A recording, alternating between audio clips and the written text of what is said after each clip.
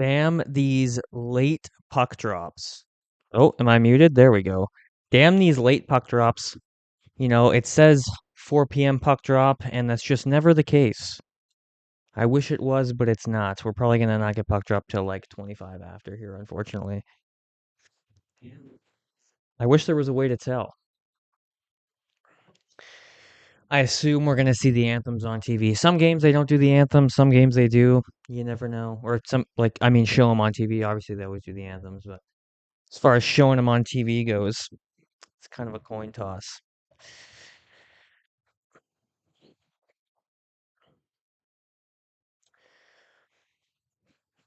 Hawks are looking to snap a bit of a losing streak here. Connor Bedard needs to have a better night. He has not been great since coming back. He has 5 points in 9 games since coming back, 1 goal, and it's an empty netter. So not the Bedard we saw before his injury. I think he had like 18 points in the 9 games prior to his injury. So hasn't quite been the same player. But he looked good with him and Nazar. That line of Bedard, Nazar, and Teravainen did look pretty good the other night. So looking to see a big game from them. Soderblom starts tonight. That's really the only line. There's 2 lineup changes going into tonight. Soderblom starts, obviously, because Knight is going to start tomorrow. And then on the 4th line, Slaggert is out and Doc is in, which is a swap I'm fine with. I would rather have Doc in the lineup, to be honest with you. He plays a bit more of a role that we need. So I'm happy with having Doc in. Like I said, I'd rather him be in all the time over at Slaggert. Honestly, I thought they were going to send Slaggert down to the AHL instead of Lardis. And as much as I understand the decision to send Lardis down, Slaggert was the guy I kind of wanted to see sent down. Nothing against Slaggert. It just shows, how many guys we have on this team and how many valuable players we have on this team. They also need to win tonight for the stream record. I'm 0-1-1, so they need to win for that reason too. I'm sure Blashill told them that already, but we'll see. And I got the Pens broadcast, so I'm having to watch the Penguins the whole time. Oh, the puck's about to drop. They didn't show the anthems. I mean, I guess it doesn't matter what broadcast I have. I can't hear it anyway. I have the TV on 3, so I can't even hear it anyway. Sealov starting, and then Soderblom for the Hawks. Last 2 games for Soderblom, he's got a 2.99 goals against. Not great. And it was like an 8.89 save percentage. Penguins wearing the mustard yellow jerseys. Can't stand them. The Dickinson, Bertuzzi, Mikheyev line starts us off, and the puck is dropped in Pittsburgh.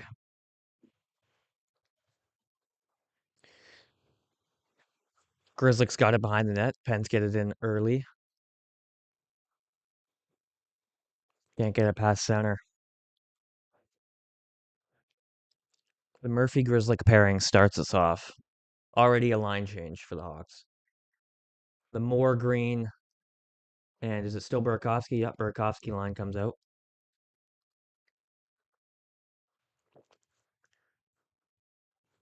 Out come the Penguins. Achari chips it in. Vlasic hit by Raquel. Good pass by Burakovsky.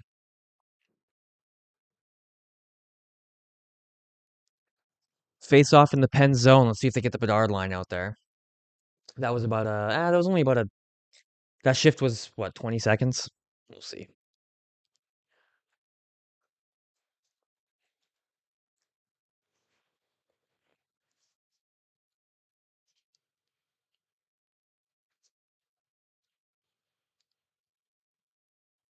How are the Pens doing lately? I know they had obviously that a hot start to the year. How are they doing now? Have they been good lately? I feel like I heard they kind of fell off a little bit. Um, no, they're still second in the division. not comfortably, but yeah, and they're 6-2-2 in their last 10, so they've been fine lately. The Penguins are still good.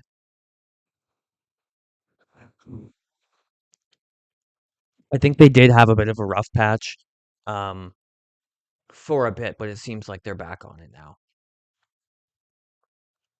Malkin having his resurgence, Crosby still putting up crazy numbers.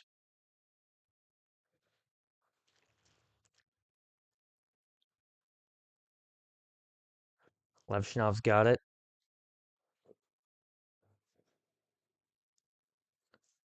Oh, that kind of hopped on Kaiser.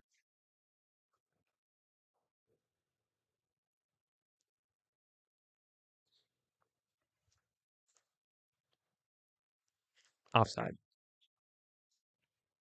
Bye.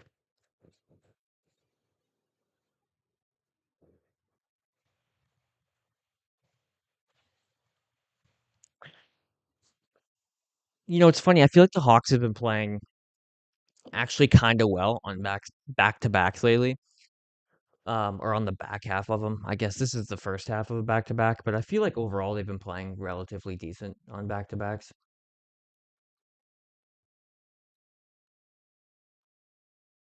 And Bedard is due.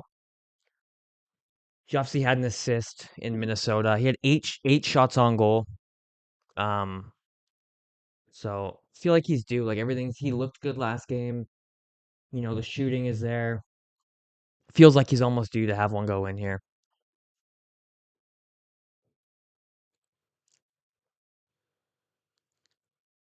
Levsnov breaks it out, hits a stick, goes way down, not icing, and that's going to be icing on the Penguins. They took Crevier's shot off the clock. I don't know why. Maybe because it was going wide.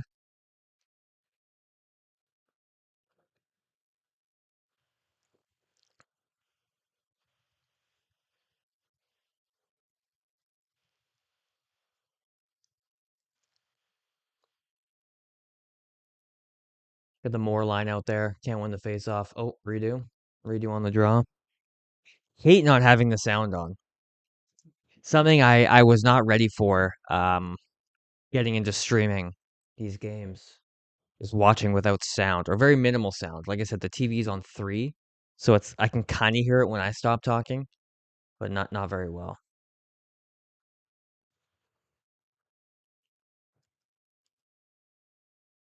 Ooh, McGroarty read that well.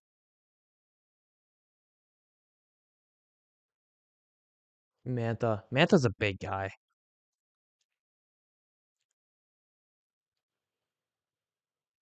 Hawks can't get it back. Out come the Pens. Is it Kindle? Offside. A lot of offsides, a lot of icings to start this one.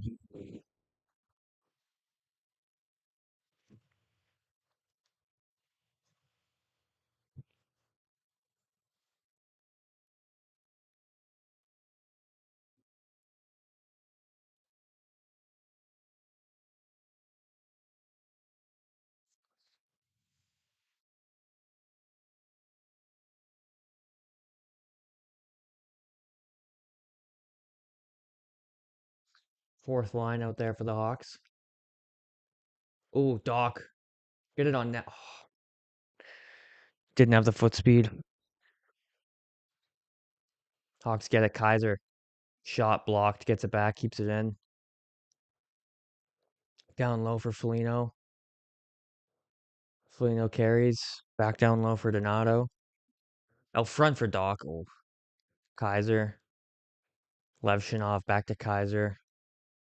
Shot deflected. Where is it?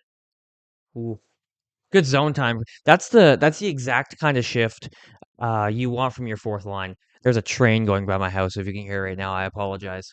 It's very loud. Excuse me. That's the type of shift you want from your fourth line. All in the offensive zone. You get, that was pretty decent scoring chance. It was a good deflection. Was it Foligno? That was a nice one-handed deflection by Doc. Actually, pretty decent scoring chance.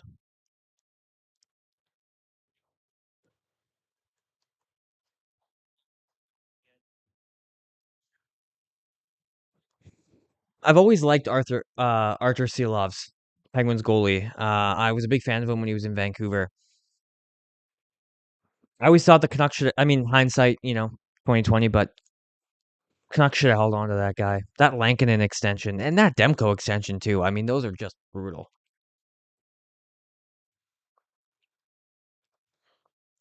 I never understood. I mean, I understood the Lankinen extension at the time. Never understood the Demko extension. He's not going to play. He doesn't play. He gets injured all the time.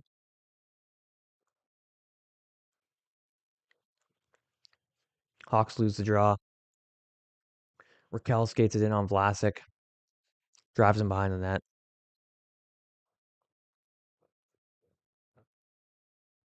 Good physical play by Vlasic there. Bertuzzi gets it out. 3-on-2. Mikheyev. Ooh, Vlasic turns it over at the line. Ooh, good play by Crevier to get back.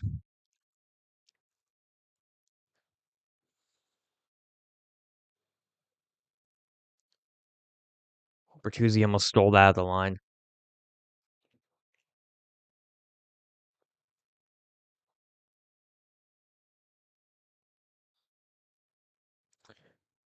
Crevier gets it deep. Hawks get a change.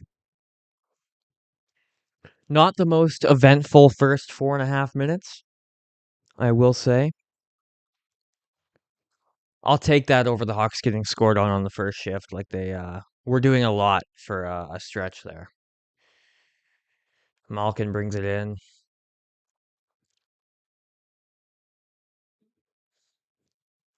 I know Gensel isn't a Penguin anymore, but every time I see 59 in a Penguins uniform, I want to say Gensel. Teravainen skates it out. Kaiser joins the rush. Offside.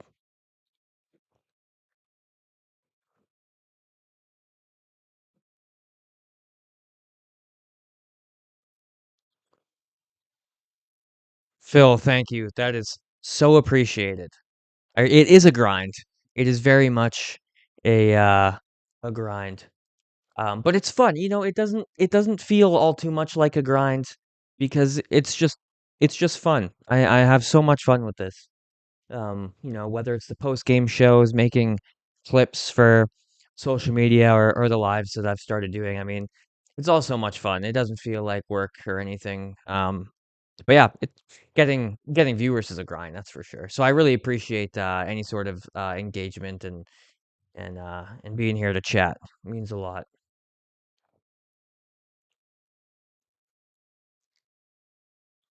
Top line's out there. Bedard's got it. Circles at the blue line. Creates some space. Good pass to Kaiser. Back to Levshinov. Bedard down low. Good movement. Good puck protection from Bedard on McGroarty. Bedard's still behind the net with it. Levshinov chips it low. Teravainen. Ooh, tried to find Bedard. That was sneaky.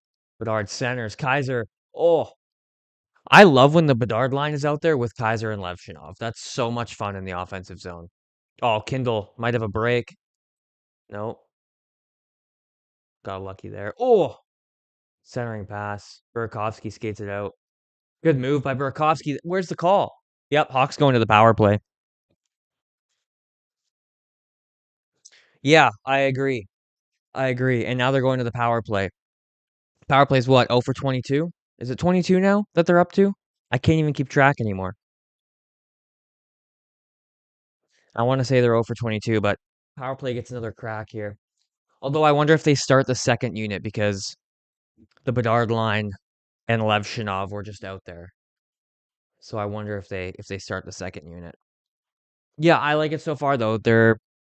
I mean, any start where they're not getting dominated um is a win in my books. So I'm happy with it.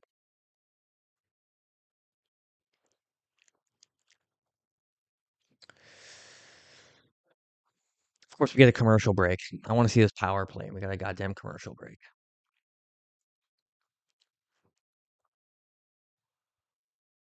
Yeah, I agree. So I assume you're on team because I've had questions in the past where some people are like if Levshinov's going to be a number one defenseman, he needs a better D partner, like a A deep partner who can also be number one defenseman. And I disagree.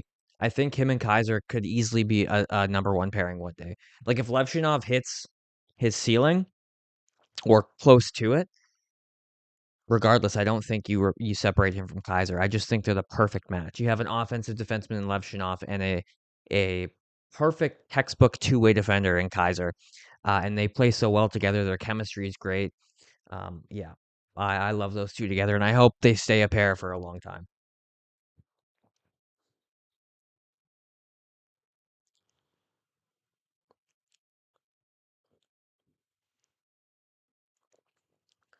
Ben Kindle goes to the box. What did they call that as a hook? They might have called it as a trip, but to me, I haven't seen a replay yet. To me, it looked kind of like a hook. Connor Dewar had a good chance before that too. Let's see here. Looks like a hook to me. Maybe you call it a trip. Let's see what they call it. I actually don't know what they called it because I still can't hear it. But yeah, I'm glad you agree. Because like I said, there's some people out there. I get comments sometimes where people say he needs a new partner. So I don't understand it. Okay, Oliver Moore is on the top power play unit. I like that. Or is that not a? Am I crazy? Is that not a change from yesterday? That might not be a change from with the Minnesota game. Ignore me.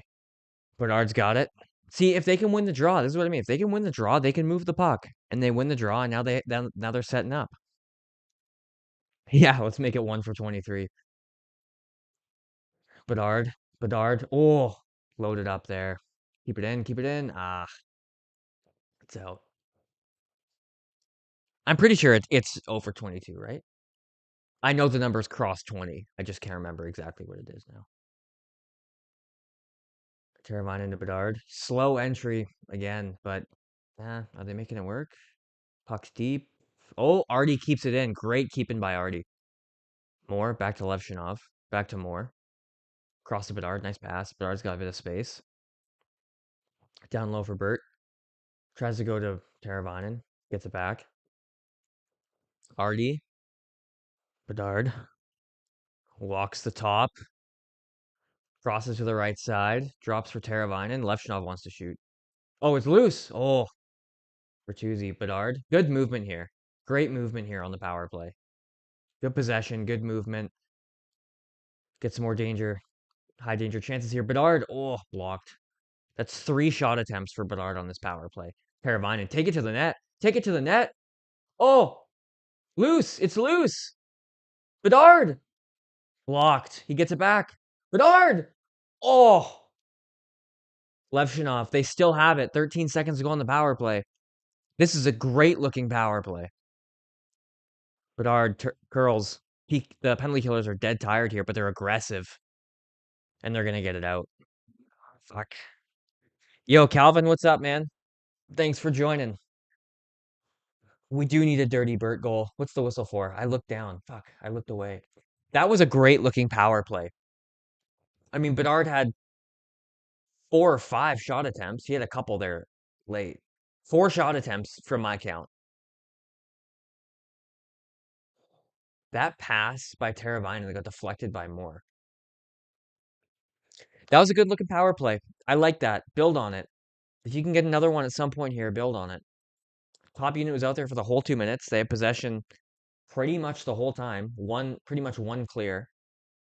Yeah, that looked good. Build on it now.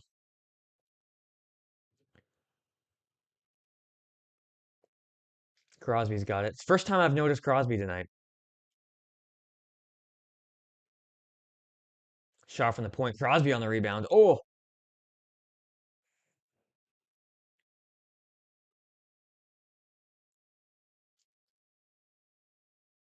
Crosby working low. Crevier, or sorry, Makheyev's got it. Back to Crevier and breakout now. Nope.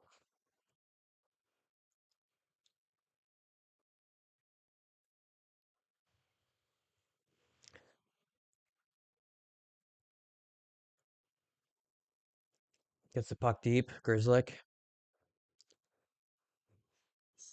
Penguins get the puck. No support for Grizzly there. Now the Penguins have possession in the offensive zone. Find the net. Good stick from Nazar. You got a broken line here. You got Nazar, Burakovsky, Green. Nazar drops to Green. Nice pass. Murphy scores. Let's go. Connor Murphy, his third goal of January. Just upping that trade value. Connor Murphy, what a snipe, man.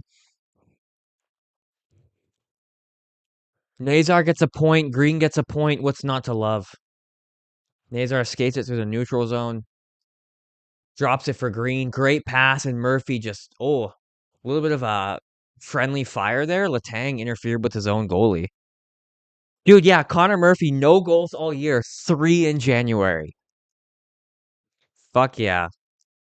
Let's go, Murph. And I love how much that guy loves to score. Like, you see a lot of stay-at-home defensemen who, when they score, they're just kind of like, all right. Murphy's like, dude, he'll get down on one knee, the fist pumps. Like, he fucking loves scoring. Donato's got it. Back to the attack here. Shots are 4-0 Chicago. Oh, here, this is two really good starts. They had a great start in Minnesota, and they in a tough loss, and they respond with a great start in Pittsburgh.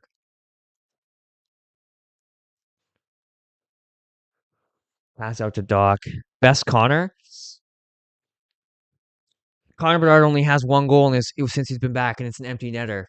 Is Connor Murphy better than Connor Bedard? It might just be the rum and coke talking, but you have a point.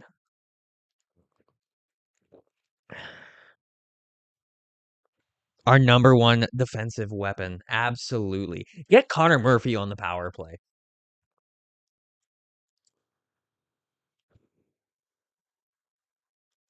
Chance for Brazeau. Another big man. Pittsburgh's got some big guys on their team, hey?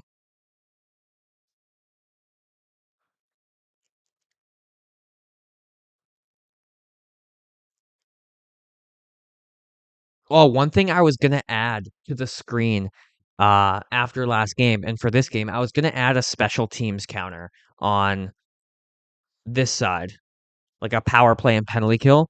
And I totally forgot to add that. I was thinking about doing shots on goal, but then I'd be fucking around on the keyboard the whole game, and it'd be too much of a pain.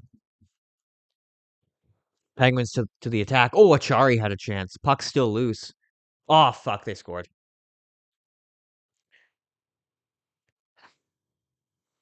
Was that Connor Dewar?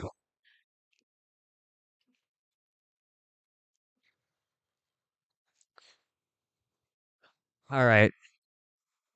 Defensive breakdown, what happened? Bertuzzi has it on the wall. He gets double teamed. Vlasic gets it. Oh, that's a blatant trip on Vlasic. Vlasic gets tripped behind the net. Yeah, I added my personal streaming record, which I thought was cool because I used to watch another guy's streams and he didn't keep track, but I would kind of at the start I was kind of keeping track for him, and I was like, "Oh, it's your first win." Like, "Oh, you're 500 now," stuff like that, and I thought it was cool. And now that I've started to do my own streams, I thought, you know what? Let's keep track of my record here. What do you think? I think it's a good addition. Oh, throwing on net, Levshinov settles it down. Nice pass to Bedard. Bedard across the line. Puck's out. Oh, that's a trip. Back to the power play. All right, like I said, build on it. Novak to the box.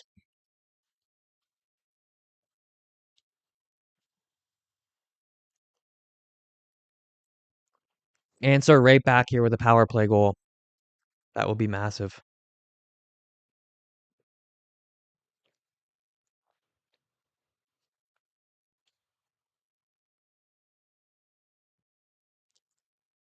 They keep doing it. They keep doing a commercial break when the power plays about to talk. Can we talk about the refs? We've got two power plays already. They're both blatant blatant penalties. Um, but yeah, that missed trip on Vlasic is tough, especially the fact that it led right to a goal. Here's my sort of approach with referees. I'll give you one or two. I'll give you one or two. They're human. They're gonna miss calls. But if it's bad across the game and or there's like 3, 4, 5 missed calls, then I start to judge and I start to get upset. But if that's the only missed call of the night, blatant missed call, I'll live with it. They're human too. But we definitely there's some instances like the beginning of the year, all that bullshit that was going on with the Hawks and the missed calls and the bad calls and the calls that were costing them games. That was a time that was fair to criticize. It was league wide too, it wasn't just with the Hawks. I forget where I was going with that. I've had half a drink and I forgot where I was going with that. Um, that was fair, but it's been better lately. But it's obviously frustrating. Oh, I was gonna say we're too hard on refs sometimes, but at the beginning of the year we weren't. It was deserved at the beginning of the year. You like the stream record? I thank you. I agree. I think it adds a little bit of I've watched a few people stream and not just Hawks. Like I'll watch like Steve Dangle or like some of their crew stream like Leafs games. I'll watch some like Canucks streams just because they're my local team and I like to keep tabs on them. But I never really seen anyone do it, so I thought it was a cool idea. So I'm glad you like it. I appreciate the feedback, positive or negative. I like feedback. So if there's anything you think I can improve on too to make it more at the end of the day, it's whatever makes it the most entertaining for you guys is what I want to do. So any sort of feedback. It is frustrating sometimes with the refs. Speaking of frustrating, Penguins clear the puck. All right, Teravainen skates it, doesn't give it to Bedard, chips it. Oh, it hits the Pens bench. Oh, it hit the ref because there's no whistle. That's a tough break. 30 seconds killed already, unfortunately. And Levshinov starts out. Bertuzzi, no speed. Oh, guys, no speed. That's 3 drop passes. And Teravainen puts himself offside. Bedard has to curl back. Bedard chips it in. Now go get it. Somebody help Bedard and go get it. No, you got one forechecker on the power play, and because of that, they clear it. That's my big thing. Like, I love the dump and chase, and the Hawks do it sometimes, but man, they have like one forechecker. You have a man advantage. Attack the puck. Second unit out, and the puck's out again. So much for building on it. Ugh. 40 seconds. I won't lose hope quite yet. The second unit surprises you sometimes. Yeah, we have pissed away half this power play, and now we've pissed away 3/4 of it. 33 seconds left.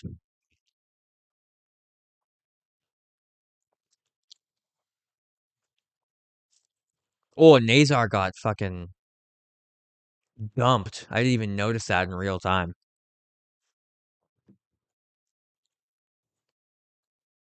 Donato on the draw. Penguins win it. Okay, good forecheck. Doc gets the puck back. Are we going to be able to keep it? Nazar pinches. Okay, 20 seconds here. Grizzlick's got it. Time to set up here. Nazar, back to Grizzlick. Back to Nazar. Down low for Doc. Nazar, rip it. Oh, save. Good shot. Still got 12 seconds to work with here. Do you keep the second unit out? Nazar looks like he's struggling to get wind here.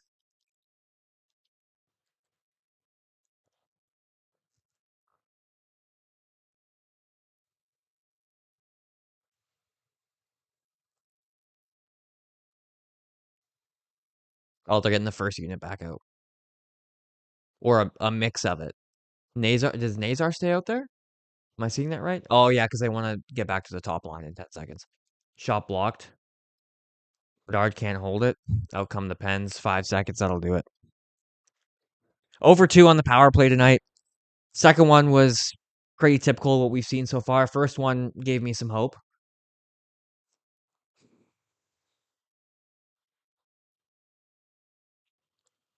Yeah, exactly. They're like that was a complete 180. Oh, we got some rough stuff happening here. Crevier, Nazar with Kindle and Lazat. What happened here? Yeah, those were two. That was a complete 180. Two sides of a coin there. That's a saying, right? Two sides of one coin? That might not be the saying. Two penalties. You got Nazar and Kindle going? Both 2 minutes for roughing. I've been studying my ref hand signals. Commercial break. I wonder if are we getting 4-on-4 here then? Or are they gonna stay with 5-on-5? I don't know.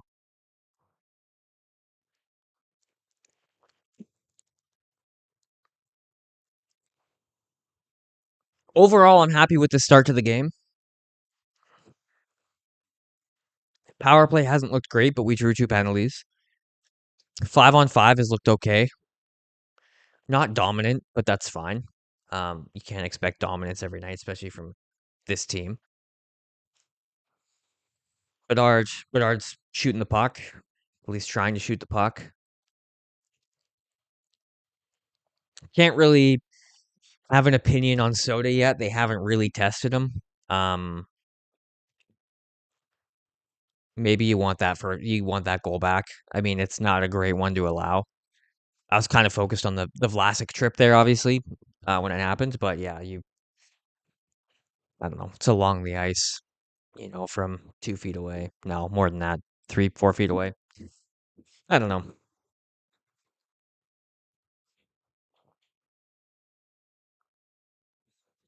It's the same 4 commercials, just the whole time, and it makes me not want to use these companies' services. You know, is there such thing as over advertising? Am I the first to come up with the concept of over advertising? I might have just invented that, but I'm kidding. Um, some of these brands are doing it. That's for sure.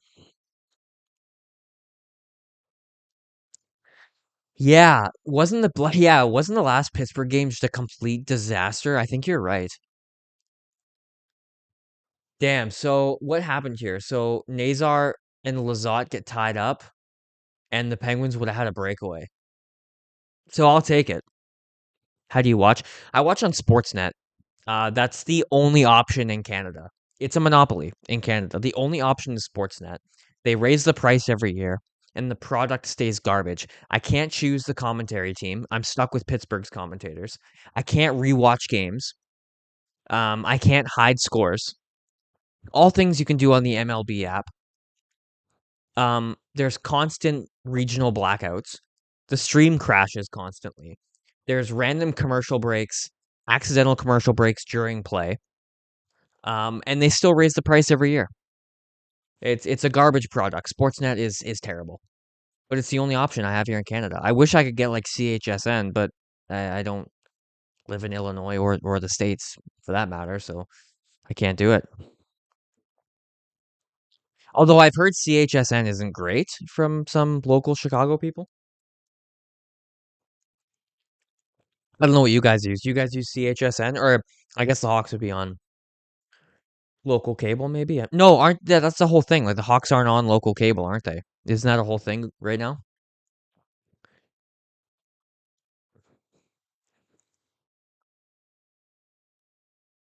We got Burakovsky taking the draw. Oh, Bedard's stepping in for the draw. What is this line? Oh, because it's 4-on-4. I was wondering why Levshinov was on the wing. No, he's not stepping in. Okay, so Burakovsky wins the draw. You got Burakovsky, Bedard, Kaiser, Levshinov. I like this. Give Burakovsky the chance to work with Bedard again in a small sample. See if they can regain a little bit of what they had at the start of the year. Bedard, one-man show, carries it in. Tries to shoot.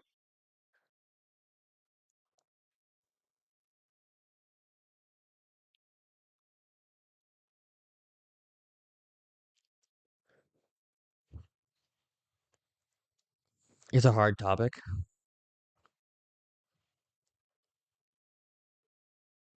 Who's 77 on the Penguins? I'm blanking. He just blew a tire. Malkin. Malkin just looks so rejuvenated this year. He plays younger, if that makes any sense. Penguins get possession. Eric Carlson. Wish I could say the same for Carlson. Well, actually, I don't wish it, but can't say the same for Carlson. Good stick from Levchinov. Pens keep possession. Kaiser evades Malkin. Is that whoa, trip? No. Are we going to another power play? Are we about to get our third power play? Yep, Malkin's going for a trip. Kaiser draws it. Third power play of the night. We need it. Give up. We need 10 power plays to score.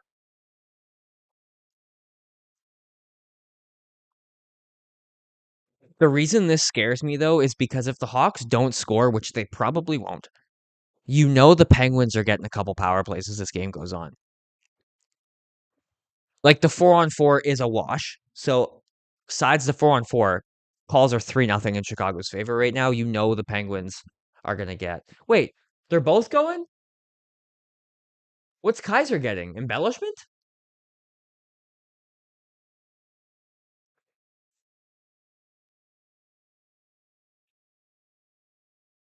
What is happening? Yes, Calvin, what is happening?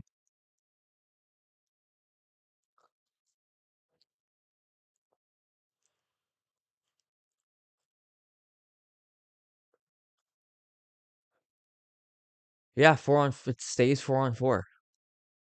What the hell did Kaiser get?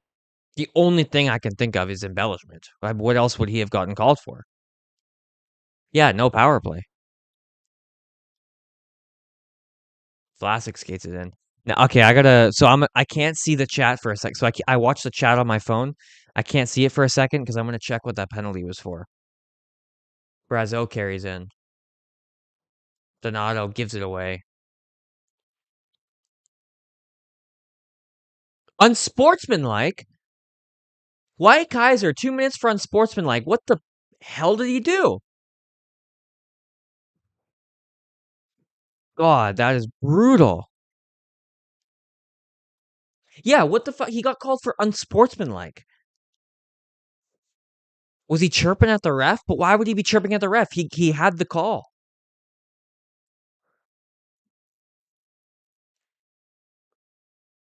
I gotta open up Twitter. I'm gonna open up Twitter in the intermission. I gotta figure out what happened there.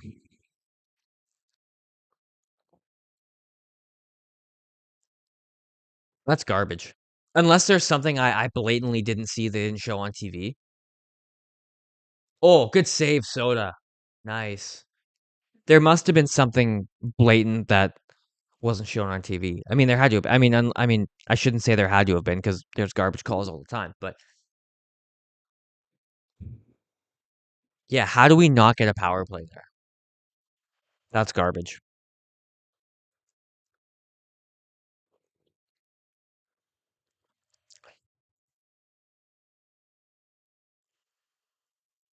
Cheers, guys.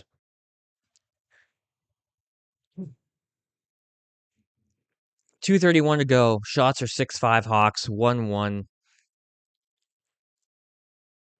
I mean, like I said in the commercial break, I'm happy with this first period. Granted, there's still 2.5 minutes to go. A lot of shit could go south or north. Let's be optimistic. But scramble in front. Go Greener. Green gets it out. Tries to find Burakovsky just out of his reach. Green gets it back, keeps it in. Good play by Green. Green, throw it on net. Throw it on net. What a move! Oh, oh. No, Brian Green. That was impressive.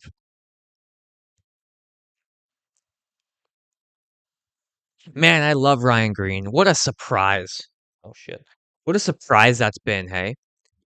Wasn't even supposed to start the year with the team. And he's been a guy that has been here every game that you can't take out of the lineup. And he's been so useful. Bedard skates it out. Paravainen. Shot saved by Seelovs.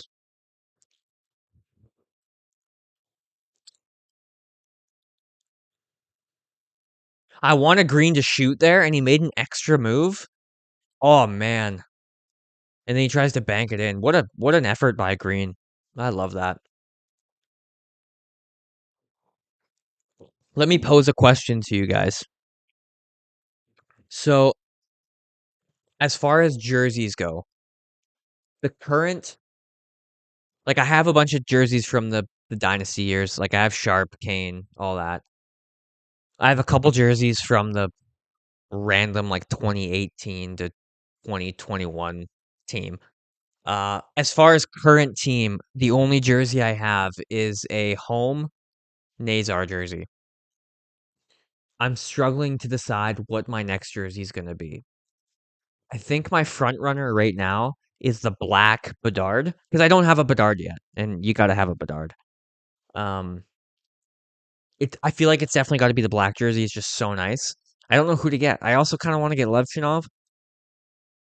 I already have Nazar. I kind of want to get Knight. I don't have a goalie jersey.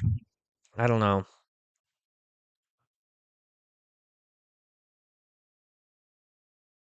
No worries. Your wife's Filipino. I dated a Filipino for a long time, for 3 years actually. I actually went to the Philippines. Um, they always say Canadians are the nicest people, and as a Canadian, I want to say that is not true. Filipinos are the nicest people on the planet. I've never gone somewhere and felt so welcomed and so cared for. Uh, yeah, Filipinos are they're just the nicest people.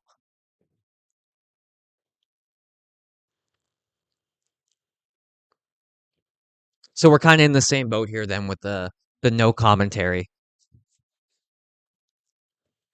At least we're in it together. Although I don't have the music to listen to, but that's okay. I'll listen to myself talk.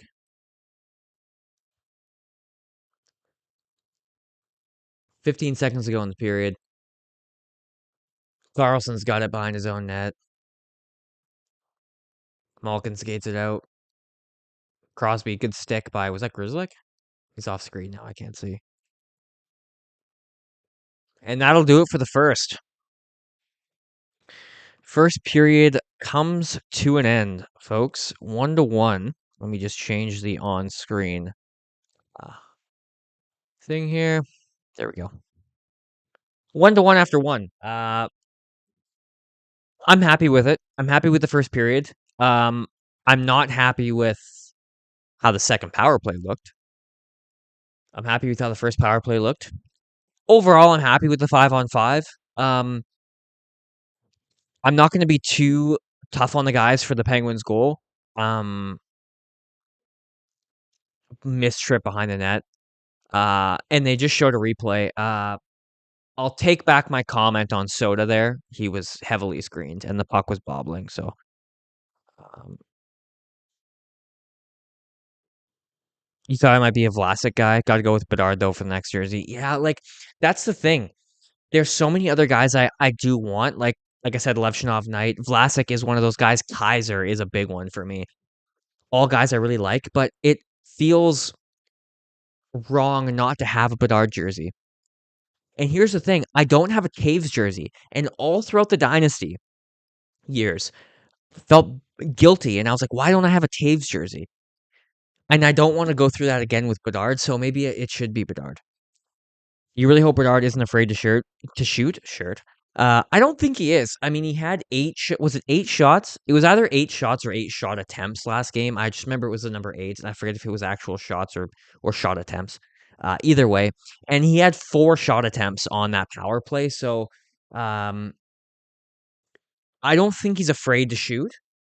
Um, I just think they're just not going in right now, in my opinion.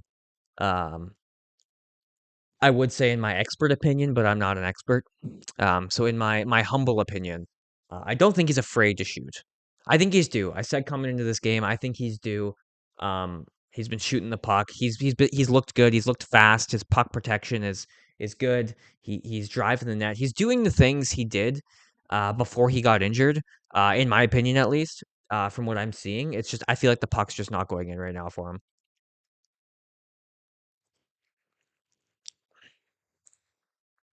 All right, let's open up Twitter here because I need to see what the hell Kaiser did to get that penalty.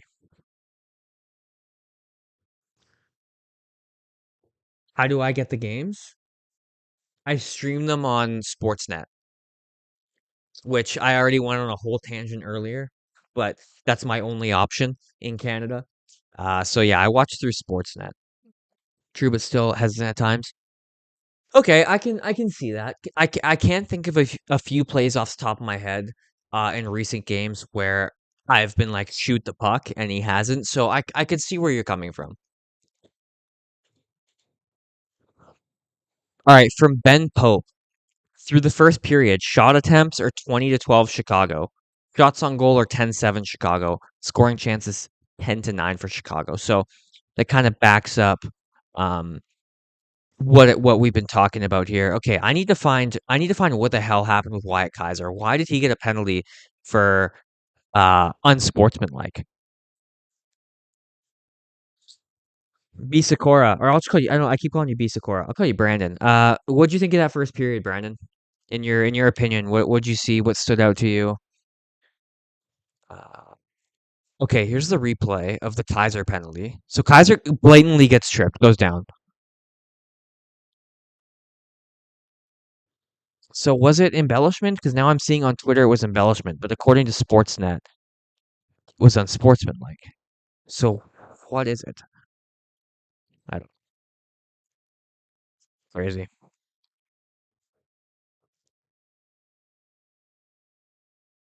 Yeah, you're right. So I'll read that. We're stuck in a dimension where we see how good they could be, but they're just not there yet. It's frustrating because it's only a matter of time before some of the young guys get over the hump. Exactly. 100% accurate. And that's what makes this period of time in this season so exciting is we're starting to see what we're in for in the future. Like, the start of the rebuild, oh, you have Bedard get drafted. Um, you have Bedard get drafted, and you're like, okay, so Bedard's here. We know that's the staple of our future. And then you have all these other drafted guys, and you're like, hey, I'm trying to imagine them in the lineup and kind of what it's going to look like going forward when we're good again. And now we have guys like Moore, Green, Lardis, Levshinov, in the lineup. And we can now actually see what they bring, what types of players they are, and what this team is going to look like going forward. And it's so exciting, man. Like I have a close friend. He's a Canucks fan, and he is all for the tank. He's like, let's tank. I fully embracing it. And I keep telling him like there's a certain aspect of tanking that's fun. Like it's exciting compiling draft picks and prospects and starting to put together what the future could look like and there is a certain fun to a rebuild. And we're coming out of it now and we're at a place that is really fun because we're actually seeing what the future is going to look like. It was embellishment. Yeah, that's what I originally thought was that like when it first happened, like I can't hear what the call was, but when it first happened, I thought it's got to be embellishment. What else would it be? And that makes sense. I mean, it didn't look like if I'm the ref, I'm not calling embellishment, just saying. But um yeah, when Sportsnet told me it was unsportsmanlike, that threw me off. Scott, what's up? Welcome back. I thought you'd be in Lee's stream right now. So glad to have you back, man. Something I noticed is they're not willing to take the puck to the net in straight lines. Okay, yeah, I can see that. There was a play in the first period I'm thinking of where Teravainen had the chance to take it to the net and he didn't. So I can see that. Be sure to like the stream, guys. Uh, I've heard that helps. I don't know if it actually does, but yeah, if you're enjoying my rambling and commentary, if you can call it that. Lee's being a douche. What's he doing? I can see that, but what is he doing that's making him a douche?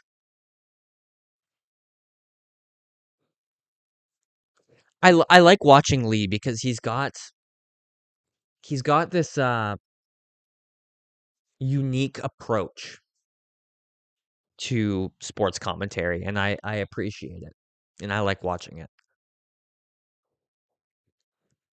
I gotta have him back on the channel sometime. I had him on a couple months ago, and it was a lot of fun. So I should hit him up and try to get him back on because that was a lot of fun. Maybe over the Olympic break, I'll reach out.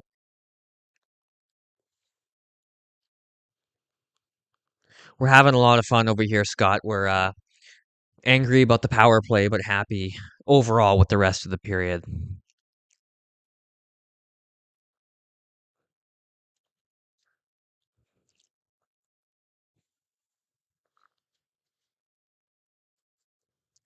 What would you guys like to see differently out of the second period? Like if you're Blashill in the locker room, what are you saying to the team?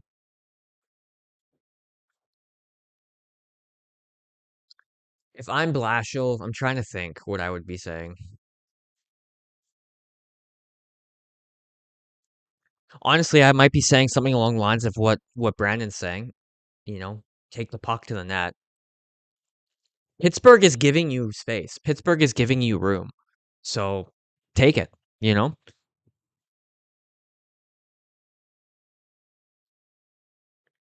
Yeah, you're right, Brandon. I agree. I agree with you.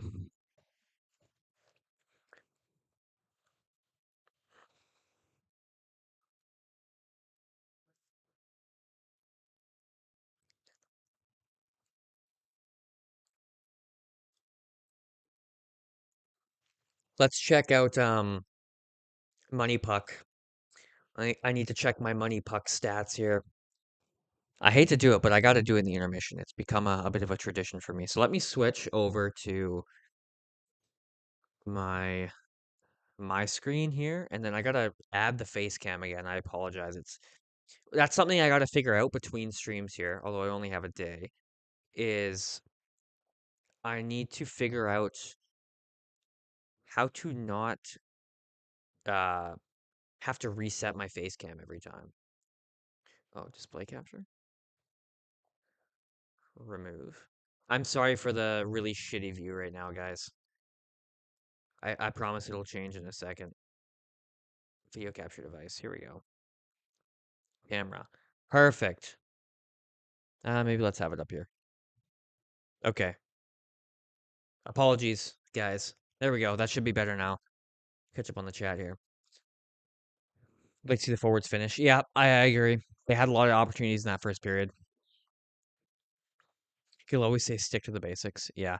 And I think that's why he's a really good uh coach for the rebuild.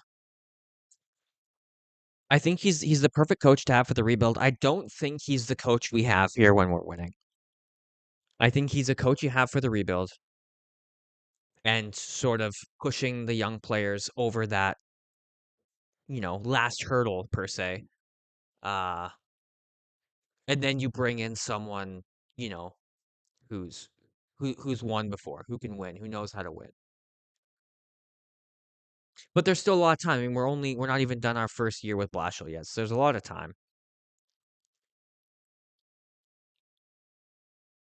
You're right, Brandon. They got the speed. They need that nastiness. And that's why I said I was happy to have Colton Dock back in the lineup over Slaggert, is because Dock is one of the few guys who can bring that. Whether or not he has been bringing that lately is up for debate. Interesting. So Artem Levshinov led the period in time on ice. I've noticed that lately. Artem Levshinov has been given a lot of ice time lately, and I kind of like it. Bedard trying to do too much still. He's an amazing passer. Not sure why he's not been dishing it out like he was in the first two games. Dude, his playmaking skills are so underrated. They're very underrated. How many shots on goal does he have? Zero shots on goal. Can I look at shot attempts though? Is that a stat I can oop? Is that a stat I can look at here? Shot attempts. Yeah, here we go. Yeah, 3 shot attempts from Connor Bedard in that first period. I could have sworn I counted 4 on the power play. Um, yeah, so I will say, like, I don't mean that I don't think they can't win. Um, or I don't think they can win with Jeff Blashill. I just mean, like, I could see a world where he's not the coach they bring in to try to win. I also could fully see a world where he does take them all the way. I mean, look what he's done. Look what he's done for the team this year. I mean, he's already done so much. Sorry, let me switch back to my screen here, and I just got to reset the camera because again, it does this weird thing. Uh, There we go. We're back. Yeah, so I see a world where that happens, where they keep him and they, start making some playoff runs, but I just think you shouldn't bank on it. In the future, having Levstrom and Kaiser will be like having Pronger and Keith. Interesting. Very interesting. I kind of like that. I mean, hey, if you put Pronger and Keith on this team, there's no way I'm complaining, right? So, yeah, I could see that. I could definitely see that. Damn, 5 likes. Thank you guys. I really appreciate that. 5 people in here and 5 likes. That's 100% like great. I really appreciate that. Thank you. And I just appreciate you guys being here. I know I keep saying it all the time, but I really appreciate it. Here's an interesting question to pose. Speaking of talking about guys like Duncan Keith, if you could add one player from the dynasty years, not including Taves, Kane, Keith, Seabrook, and Crawford. So those guys. You know what? Let me rephrase my question. If you could add one depth guy from the dynasty years to this team, who would you add? To me, the first guy that sticks out is like a Marcus Kruger. But we don't need centers. We need wingers. So I don't know. So I'm gonna have to rethink that one. But to me, the first guy that sticks out is a guy like Marcus Kruger. But we need wingers. Oh, a Brian Bickle would be good to have on this team. He brings that sort of edge we don't have right now, and he's also really physical. Or sorry, he brings that sort of edge we don't have right now, but he can also chip in offensively and maybe play in the top 6 if you depending on combos. Hosa, but like depth guys. I wouldn't consider Hosa a depth guy. Yeah, Jalmerson. No, I wouldn't consider Jalmerson a depth guy. He played like a top pairing defenseman, regardless of where they used him.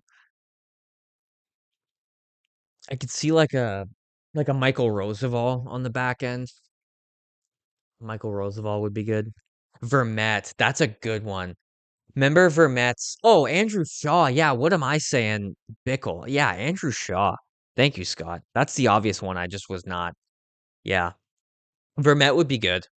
You remember Vermette's? I forget what game of the series it was, but it was at home against the Ducks, his overtime winner. Man, I remember almost crying when he scored that goal. That was awesome. Yeah, Andrew Shaw. That's a good one. Love Andrew Shaw.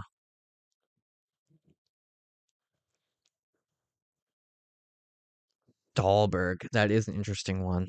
Victor Stahlberg. That's a guy. Victor Stahlberg. Don't come at me for this. I was never a huge Stahlberg fan. I didn't dislike Stahlberg. Let me just say that. By saying I wasn't a huge Stahlberg fan, I'm not saying I dislike Stahlberg, but he's one of those guys that I just never had any sort of attachment to. Game 4. Was it game 4? That sounds right. I just remember it was at home. He was. He was a huge pickup. He was a huge pickup. I liked Vermette. Didn't he center? Was there a period of time in the playoffs where he centered Kane's line? Man, my memory is so bad. I feel like he centered the Kane line for a while. I could be wrong though. I was pretty young in the dynasty years. I was 10, 13, and 15 when they won the cup. I mean, whatever the year is, that's what I was. So I was pretty young. And I think for me, the 2015 cup is my most cherished memory. And I think that's because I was the oldest. I was 15. I could kind of understand more so than when I was 10, like what was happening. Um, and that's why, like, I really want to see them win another cup as an adult because I feel like it's just going to be different, um, than seeing them win a cup as a kid. Dave Boland. Love Dave Boland. Sharp for Matt Teravainen. Right. That sounds right. Good memory, man. Good memory. Boland. Love Dave. And I miss those years so much. Because, Hawks fans and the Hawks were hated in the dynasty years. And it was easy because we were winning, so we're just like, ah, fuck everybody else. But we're still hated. and we're not winning, which makes it difficult. But I kind of like that we're hated because it's fun being the villain. Like, well, technically Florida's the villain right now of the NHL, but it's kind of fun having every other fan base just hate your team. It makes winning more fun when everyone else is angry about it. Like when the Hawks won the Bedard lottery, it was like, hell yeah, we get Connor Bedard. But also, I was so happy because everyone was mad. When they won the draft lottery in 2023, I got like 5 texts of people just being like, fuck you. Like some of my buddies, they were just so mad. Your most cherished was 13. Yeah, the 2 and 17 seconds, I remember just like losing it. That's such a great memory. That's probably my number one single standalone memory. Vegas is hated also, yeah. Florida and Vegas are so hated. People hate Chicago. Most people hate Toronto. People love to hate Toronto, but it's fun to hate Toronto. All right, we're underway. Oh shit, I gotta update the score clock. All right, see you at second intermission, Brandon. Thanks for coming out, buddy. Talk to you soon. I'm behind, fellas. I have to write second period. Oh my god, I'm fucking up. The backspace button on my keyboard doesn't work, so I have to. It takes me a while to correct my typing mistakes. No way, you were in Vancouver when they won in 13? So we were both in enemy territory. Actually, technically, I was in Victoria. I grew up in Victoria, which is on Vancouver Island. So, I mean, you probably know that if you've spent time here. I know you said you lived in Canada for a bit, so you probably know that one. But yeah, okay. So you know exactly how I felt. All throughout the dynasty years, I felt like just walking in enemy territory the whole time.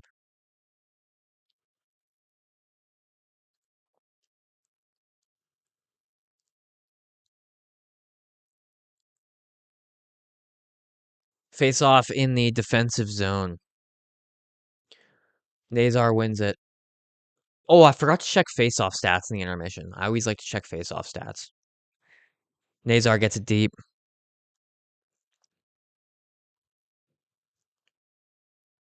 Penguins break it out. They get it deep. Puck goes into the Penguins bench. Stands are looking a little empty for the start of the period. Tell me how it feels. Yeah, classic Canucks fan question. Please just tell me how it feels. That sounds about right.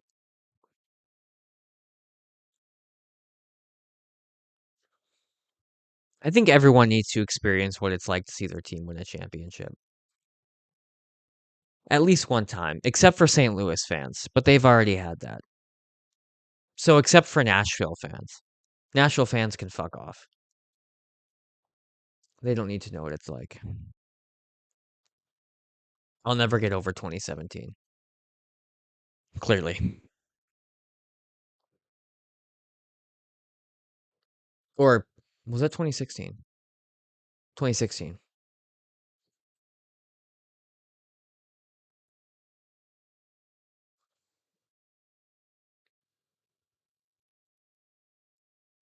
That should be an intentional offside. I'm slipping because I wasn't paying attention. That's on me.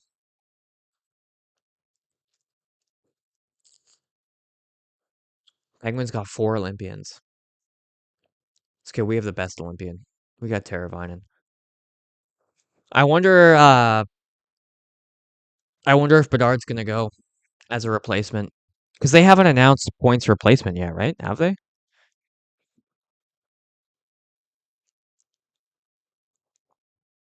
Oh, it was. Yep. Face off in the Pittsburgh zone. Yep. Good eye. Pittsburgh wins the draw. Heiser gets it. Looking to break out. Green mishandles that one. Levshinov mishandles that one. Now Pittsburgh is a 2-on-1. Achari's got a clear lane. Good save by Soderblom. Yeah, a double fumble there. You got Green fumbling it and then Levshinov fumbling it and a 2-on-1 the other way. That's a fixable turnover by Green because it goes right to Levshinov, but then Levshinov turns it over. That's a part of Levshinov's game right there. Not the turnover itself, but that's a part of Levshinov's game I don't like. You notice after the turnover, he kept going and he left the zone. he leaves the zone really early on plays, especially when he turns the puck over. He keeps going. That happened on a goal maybe like 2 weeks ago. I talked about it in the post game. Like he tried to make a breakout pass. He put it right in the skates of somebody, so it turned over, and he just kept going. That's a part of Levshinov's game I want them to fix. Like, listen, you're gonna turn the puck over sometimes. It's gonna happen, but you got to read it immediately and get back, and not just keep skating out of the zone and hope your teammates recover. Shot blocked. Kindle across the line, good hit by Doc. Penguins get the puck. It's McGroarty. I can't stand Rutger McGroarty. Penguins keep it in behind the net. Crosby. Letang's got it. Oh, McGroarty. Oh, that almost went in. Back to the point. Shot. Is that Kulak? It was Kulak that shot it. Soderblom makes a save. Listen, there's been no 10 bellers from Soderblom tonight so far, but so far I'm all right with this game. No complaints. See, that was a nice save on the deflection. The Letang shot goes off of... I can't tell who that went off of, but that was a nice save. Crosby wins the draw. Raquel. Back to Kulak. Shot. Deflected wide. Raquel's got it on the half wall. Down low to Crosby. Crosby's got time. Tries the center. A good play by Nazar. Get it out. Vlasic just chips it off the boards. Nice play by Mikheyev. Nazar. Oh, tried to take it to the net. Yeah, me too, man. Connor Murphy's been good lately, and it's the right time for him to heat up. Just increase that trade value.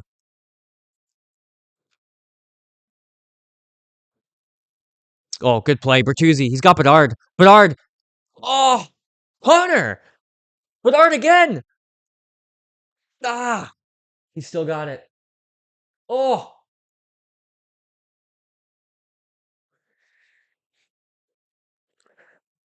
what happened? I looked at myself in the camera and I missed the whistle. Narcissist. What happened? Connor Bedard, 2 grade A's. Oh, is his mask?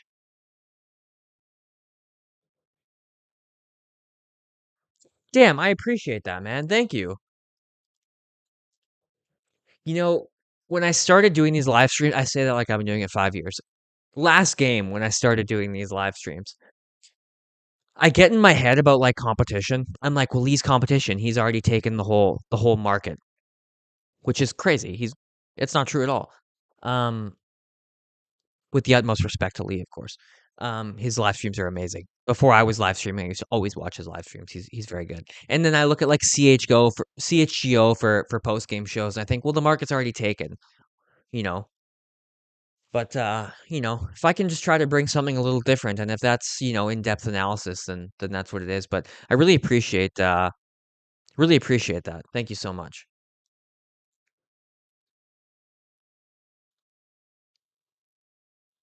I also bring random tangents to the table, clearly. So I don't know if that's a good thing.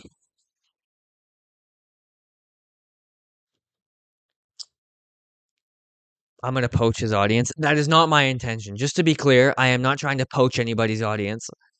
Um, yeah, like I said, nothing but respect and admiration for Lee. But we do take very different approaches, and that's fine. He has. Oh, is that going to be a call on Nazar? No, we have different styles. People are going to go to whatever style matches them best, and wherever that is, that's where that is. But yeah, it's not my intention to poach anybody at all. Brought over the line by the Penguins. Wotherspoon down low. All right, who wears 59 on the Penguins? Because I keep going to say Gensel, even though it's not. Oh, deflected by Malkin. Novak. Wotherspoon. Novak's got so much space, and Soderblom. What a save. Fuck yeah, Arvid. How's the game so far? Just joined. It's okay. They're up 1-0. Power play's still struggling. Soderblom's looking all right. 5-on-5 play, no complaints. Bedard's had a couple good looks. Calvin thinks he's cursed. I think he might be right. Yeah, that's true. That is true.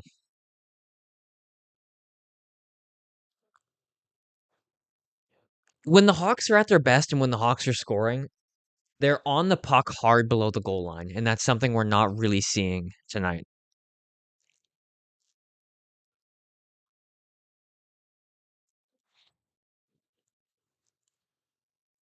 My drink is empty and I want to go refill it, but I don't want to leave the scene. That's a good point.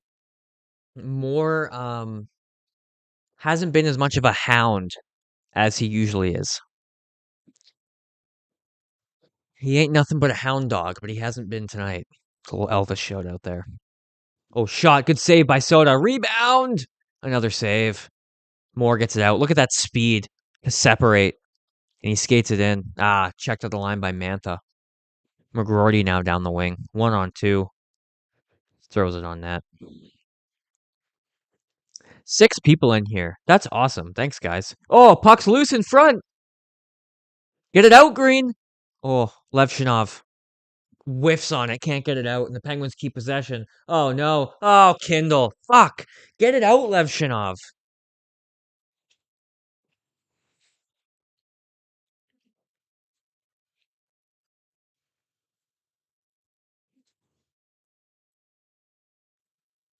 Ben Kindle. We may share a home province, but tonight he's the enemy.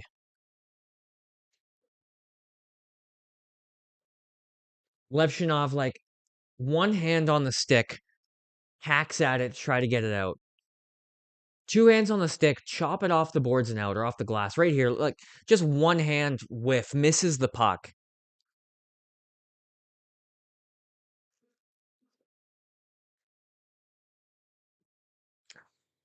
That was a deceptive shot.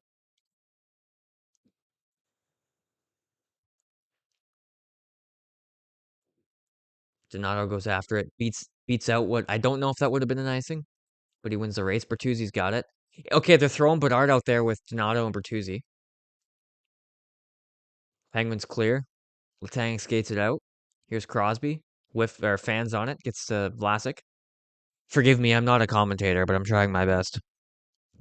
Yeah, you got to get that puck out. His whiff did cost us that.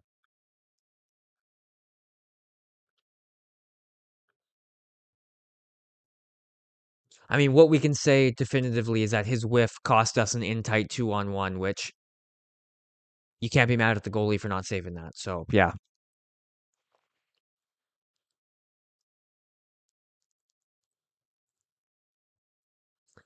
Yeah, that's fair. One thing I noticed about Lee, he's Nazar's biggest fan, for sure. Don't get me wrong, I love Nazar as much as the next guy, but no player is perfect. You got to criticize when it's deserved, of course. And I think I could be a little guilty of not saying anything bad about Green. I do love Ryan Green, but you're right. You're right. Um, sometimes there is that issue with him. You're totally right. Malkin, way too much space. Good save from Soderblom. Thank you, Savannah. I appreciate it. I would have figured you get enough of my talking at home, but I guess you want more. Bedard's got it. No, hey, look at that move by Bedard. Rip it. Oh, God, the guy's so good at hockey. Levshinov caught. Great play there by Nazar, though. That was a good play by Nazar.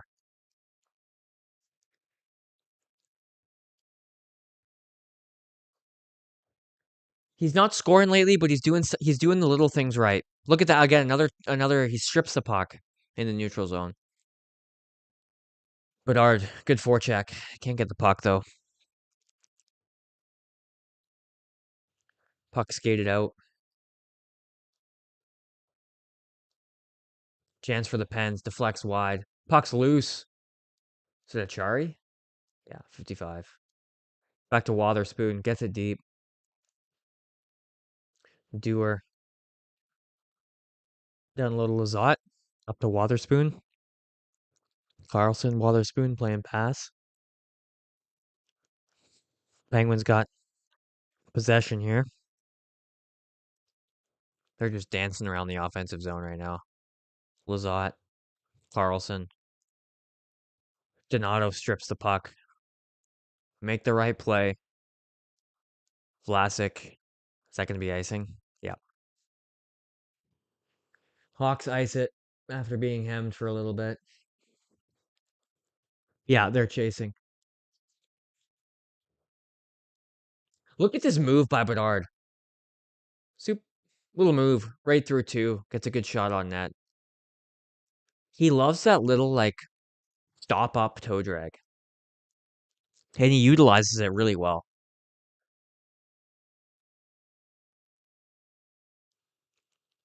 Face off win, but they can't get it out. Nice. Crevier's going to skate it out and chip it deep. Good play, get a change.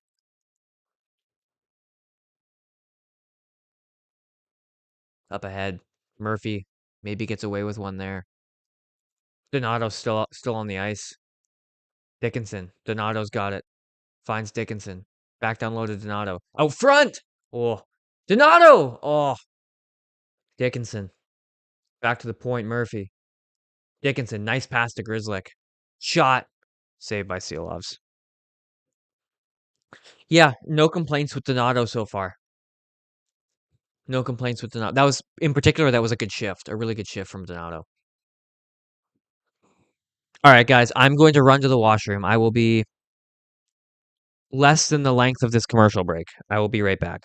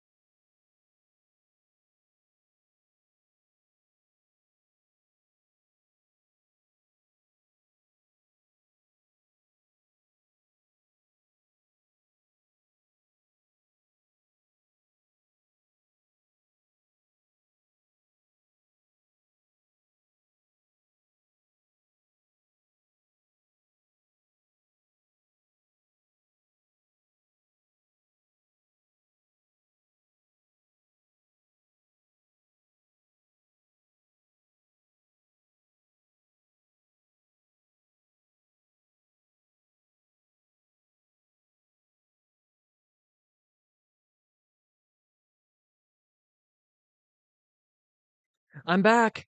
I made it. I made it. Puck just dropped. Whew. Did I fall a minute behind? What time are you guys at? I'm at 54, 53, 9:52, 9:51, 9:50. Shoot, did I fall behind?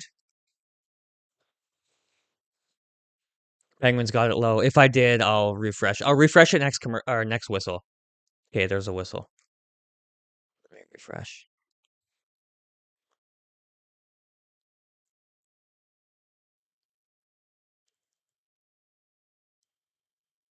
Okay, I refreshed. I also just could be. I feel like a lot of the time I'm behind anyway, so it could just be the standard for Sportsnet. I already went on my Sportsnet rant, but good move by Green in his own end. Chips it out. That's into the bench.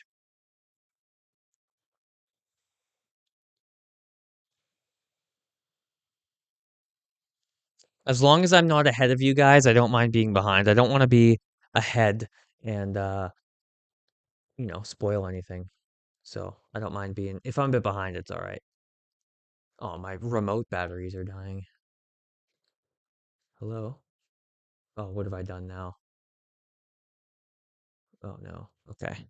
I'm just gonna leave it. I'm at 29:25. I'll just leave it.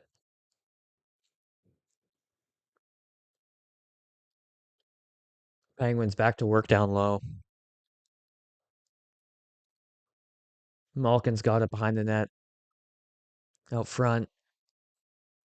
Shot from the point goes wide, intentionally wide. Malkin making moves on Moore. Oh, is Moore getting a penalty?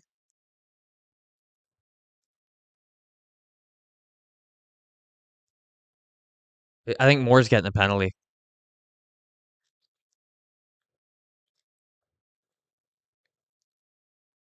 Holding? Yeah, it's got to be Oliver Moore. Holding the stick.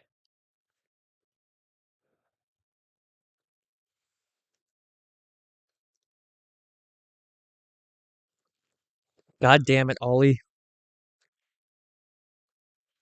Yeah, yeah. The Penguins do already look like they're on the power play. PK's been good. Top of the league. First in the league penalty kill. So let's hope they can deliver here.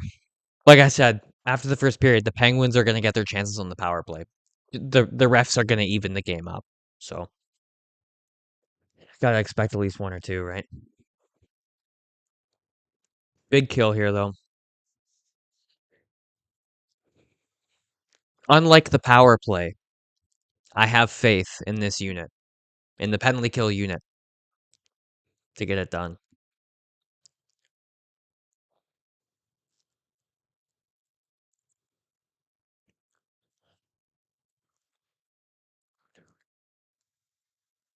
I really gotta like lock in watching the game here from here on out because I've started to notice I keep looking at the chat, which is good. I'm gonna keep looking at the chat, but I also keep looking over at like myself to make sure the stream's still going, and I feel like I can stop doing that. So I'm gonna try to eliminate doing that.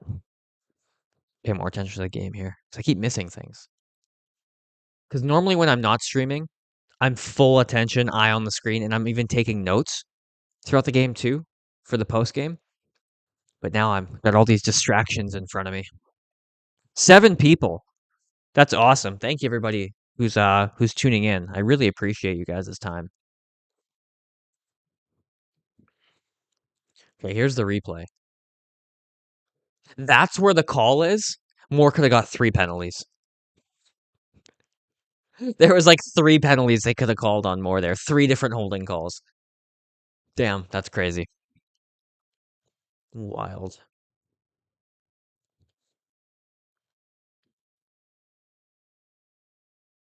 I want to know what Blashill's saying. Because clearly he would disagree with what I just said.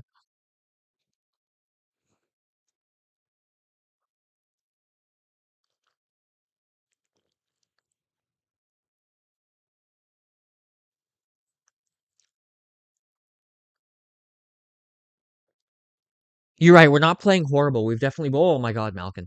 We've definitely played worse, but we're also not playing amazing. Oh, Mikheyev. Look at Mikheyev go. Look at that. Ilya Mikheyev just killing the clock.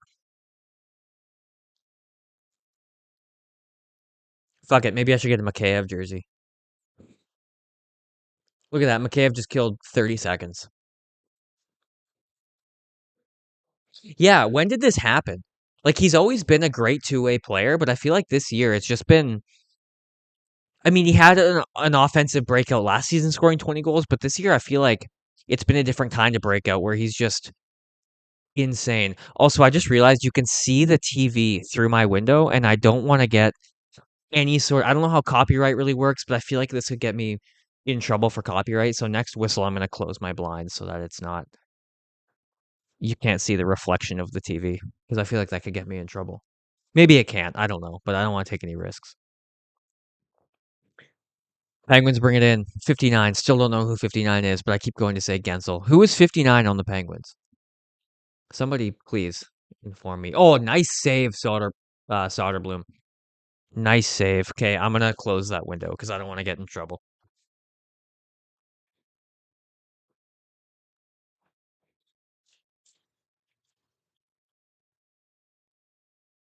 The weirdest lines. I already know what that looked like. I don't want to hear it. I already know that looked bad. Oh, rebound. Okay, now I'm locked in. Ah, but now it looks weird with one window closed and the other not closed. Ah, whatever. Penguins get it deep. Oh, Savannah's home. 40 seconds to go. In front. Saved by Soderblom. Loose puck. Go green. 2-on-1. 2-on-1 shorthanded with Mikheyev. Mikheyev. Oh, yeah. How do you not resign Mikheyev? You have to resign Mikheyev. There's no question. If you're keeping any of the veterans, which you have to keep some, you can't just have a team of all young guys. It's no question. You have to keep Ilya Mikheyev. You have the best penalty kill in the NHL, and he's arguably the most valuable part of that penalty kill. And he almost had another shorthanded goal. Exactly. He's invaluable.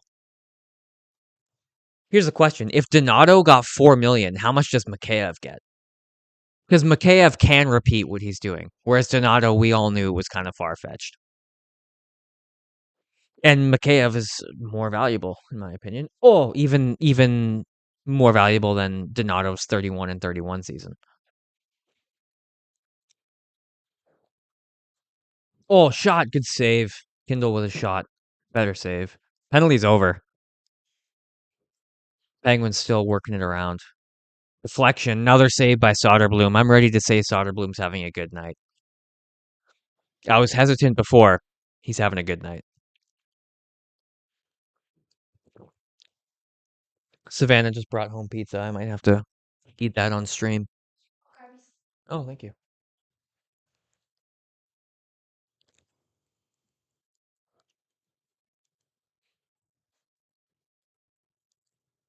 So I feel like Murphy and Dickinson are the obvious guys you trade at the deadline.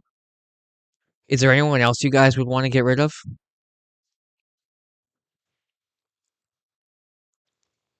And not Nazar, Scott. Can't trade Nazar.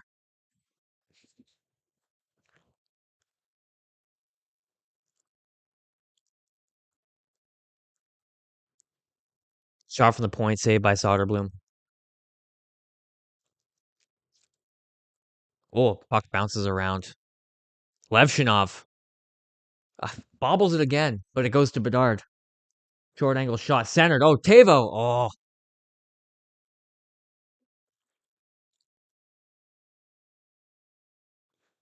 Bedard battling. Goes to Kulak. Tries to get it out. Hawks keep it in. Grizzlick, Teravainen. Dard. Good move. Teravainen. Levshinov. Oh, puck's bouncing. That would have been a great chance for Levshinov. Teravainen. Hawks working it now. Levshinov gets it low. Bertuzzi. Turnover. Teravainen blocked. Hawks going to work now. Ah, pass doesn't get there. Damn, the Penguins defense was out there for a while. Couldn't take advantage of it, and puck's out of play. God damn. It's been all Pittsburgh this period.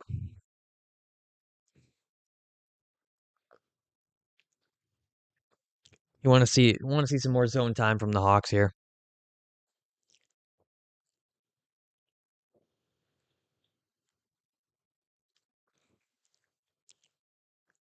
Yeah, I kind of said earlier, like, if Donato it was a 4x4? It was 4 million. What does Mikheyev get? What would you give Mikheyev? He's 30, right? I believe Mikheyev's 30 years old right now. I want to check what his current contract is. Hold on, let me check here. Ilya Mikheyev contract. So he's making 4.75 right now. He'll be 31 when it expires. I could see you giving Mikheyev a 2 to 3 year deal. 2 to 4, somewhere in that range. I wouldn't want to go more than 4. I don't think he would want a 1 year deal. So I could see somewhere in the range of 2 to 4 years. He's was he? I said he was making 4.75. You got to give him a raise. He's got to make more than that.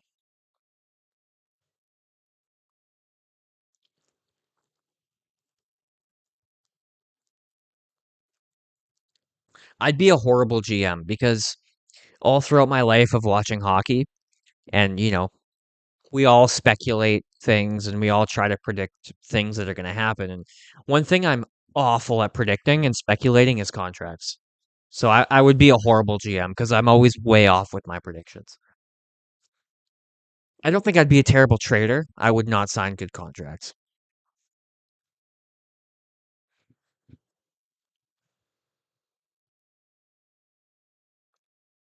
Credit to Soderblom. He's been under a lot of fire. Yeah, you're right. Like I said, I'm ready to say he's having a good night. We're losing, but it's not on him. There hasn't been much offense in this period, like you just touched on. You want to see a bit more of a push here offensively in the last 5.5 minutes. I mean, that was a great last shift from the Bedard line. So let's build on that. Yeah, shots this period are 16-6 for the Penguins. I mean, it's been all Pittsburgh in the second period.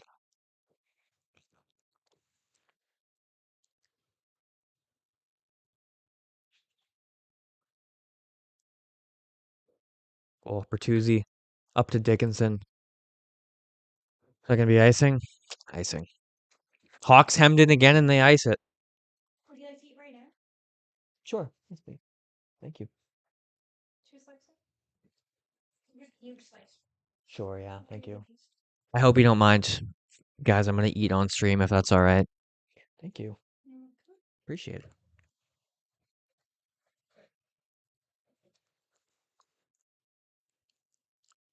Offensive zone draw off of an icing. Hawks win it. Crevier gets double teamed and Pittsburgh gets possession back. Bertuzzi's got it on the wall. Flip it out. Nice. Makheyev's got it. Let's get a change here. Good pass. Bertuzzi. You got Bedard out there now. Tries to get the. Whoa, what's that? How is that not a penalty? Bertuzzi just got punched in the face, and now the Penguins fucking score. Bertuzzi just got punched in the face. There's no penalty. And it was a Chinikov? That's who 59 is. Not Jake Gensel scores. That's ridiculous. Let me see that Bertuzzi play again. Yeah, what the hell is that? He just gets punched two-handed right in the face.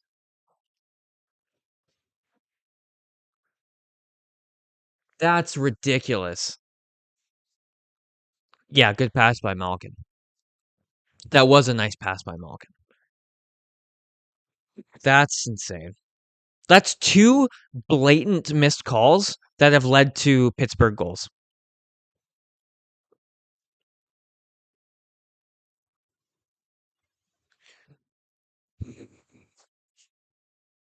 That's frustrating. Remember at the beginning of the stream, Calvin, when I was like, okay, I can forgive one, but if it becomes a pattern, that's when I get mad at the refs? Well, now it's a pattern. That's two blatant missed calls that have led to Pittsburgh goals.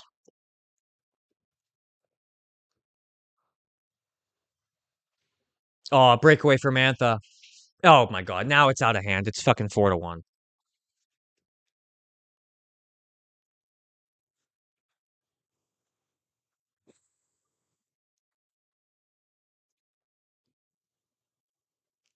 What happened? They played so well in the first period. Levshinov and Kaiser just get split right down the middle. Teravainen can't keep up. It's Mantha. It's not even somebody who's fast.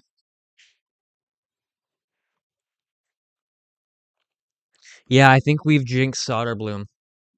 I think we'll both be at fault for that one. Oh, man. It was just 1-1. Oh, my God. Do the Hawks not know that I'm keeping track of my stream record and they're just deciding not to show up for me? Deflection just wide. Penguins right back to the attack. Oh, good block by Doc.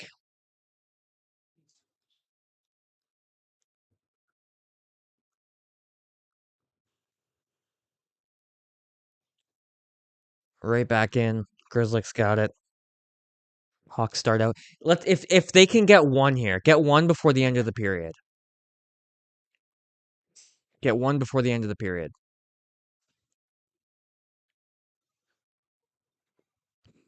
Raquel down low. Brazo stripped of the puck. Green chips it out.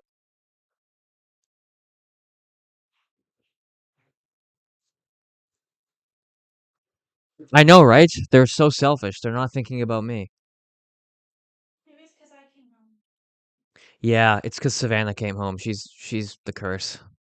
At the beginning of the year, she was a good luck charm. Whenever she would watch the games with me, they would win. And now it's the reverse. Oh man, what a save by Soderblom. Could have been 5-1.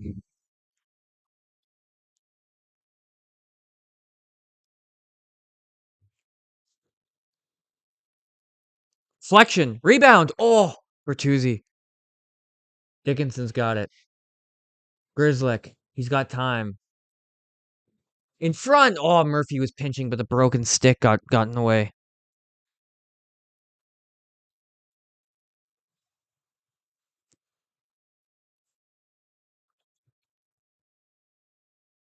Malkin.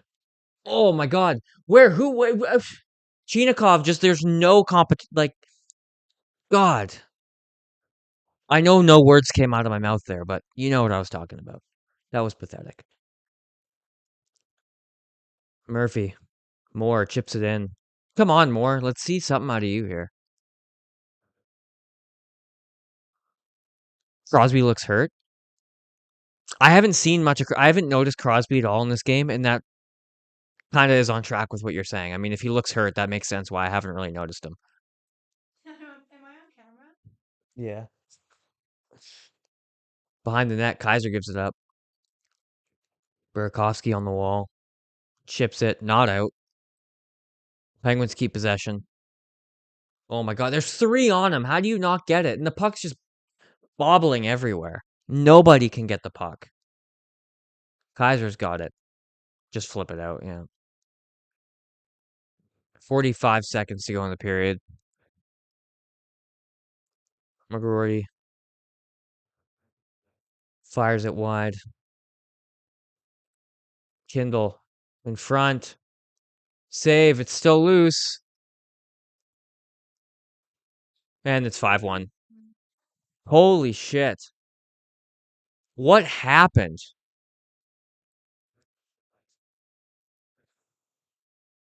What they had such a good start. They were winning this game at one point.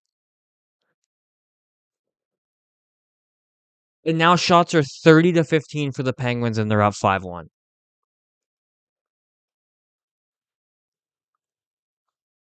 I hate to say it, but the game's over. Like I mean they're getting 4 goals in the third period. Yeah, right. No more streams for a while. I just started. This is not my fault. It's Savannah's fault.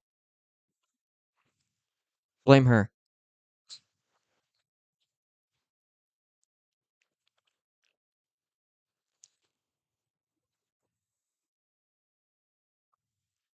Vlasic, Teravainen, Crevier. No, nothing there. 10 seconds to go.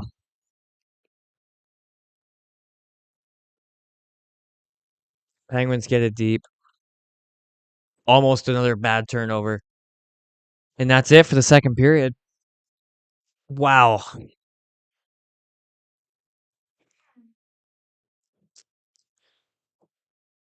Change the text here on screen. Second intermission. Yeah, Scott's right. Next time you have to spend the whole game at the gym. I thought you were at the gym. She wasn't even at the gym. She lied to all of us. But it'll benefit both of us if you go to the gym next time because then you get to work out and the Hawks get to win. So it benefits us both. Okay. She did bring me pizza though, so that was nice. Man, I don't even want to look at Money Puck, but we're gonna look at Money Puck. Yeah, I have to do the face cam worked. Oh no, it didn't. Hold on. It's frozen again. It's weird. Every time I switch from the the regular stream layout to sharing my screen, I have to deactivate and reactivate the face cam. Money Puck.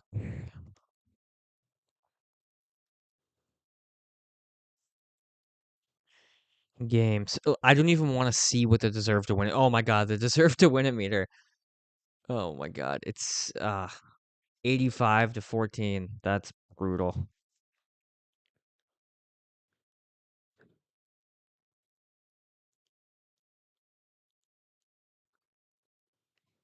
I mean, you get outscored 4-0 in that period. I mean, that's brutal. All right, who is not looking good statistically? Probably everybody. Levshinov still leading time on ice.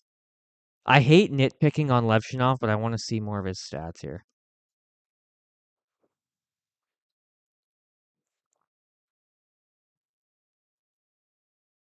Third period, just a quest to reclaim dignity.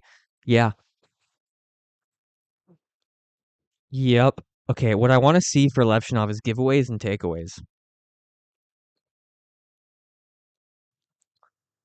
0 takeaways, but only 1 giveaway. And it's a defensive zone giveaway. And I believe if they counted it, that's the giveaway that led to the goal. Yeah, right? How do we have 14%? I don't know. It's pity points, pity percentages. Let's see some goalie stats for Soda here. He's a -2 on the goal saved above expected. It's rough, man. He started off so good.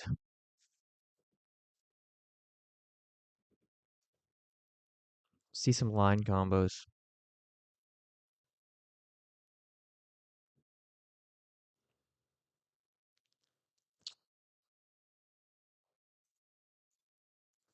So the Teravainen, Nazar, Bedard line.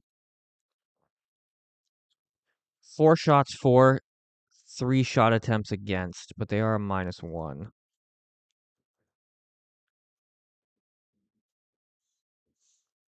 Man, that's rough. What line's been out there for the most goals against? Yeah, let's check plus minus here. When is it time to say this team don't fight in front of him? Yeah, I've been saying that for a long time. I mean, lots of people have been saying it, not just me, but they play completely different games in front of um Knight versus in front of Soderblom. It's 2 completely different teams. Okay, here's a positive. Nazar is 8-4 on the draws. I guess that's a positive. Foligno's 2-0, Burakovsky's 1-0. Everybody else is negatives in the faceoffs. Where's plus minus? Is they don't have plus minus stat on Money Puck? Am I gonna have to check Sportsnet for that? Or I guess I can just check NHL.com. Let's check NHL. I want to see plus minus. I'll be honest, I haven't really been paying attention to who's out there for the goals against. So that's why I want to check plus minus. Where the hell's the Hawks game? There it is. My computer's lagging now.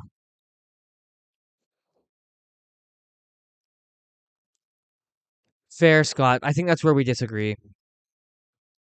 I'm a big, I won't say a big Kyle Davidson fan, but I'm uh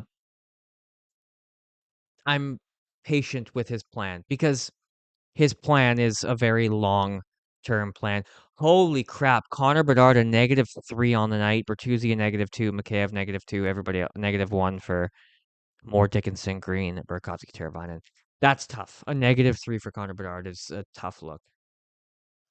how many shots? 3 shots. He had the 3 shots in the first period, so he didn't have any shots in the second period.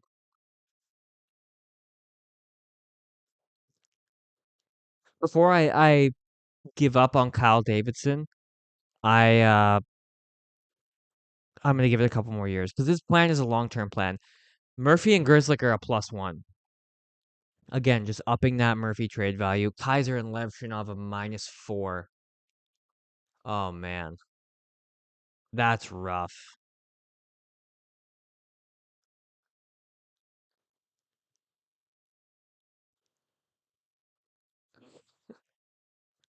Belt to butt. Are you talking about Davidson?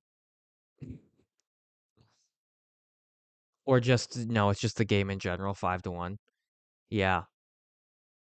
And it sucks because they played I'm gonna switch back to my regular screen here. They played so well in the first period.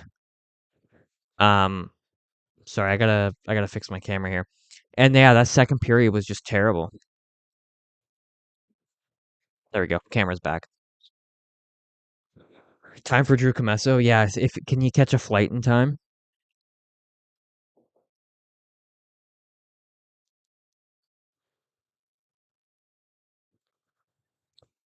That's fair. I'm in the opinion of, like hockey ops jobs.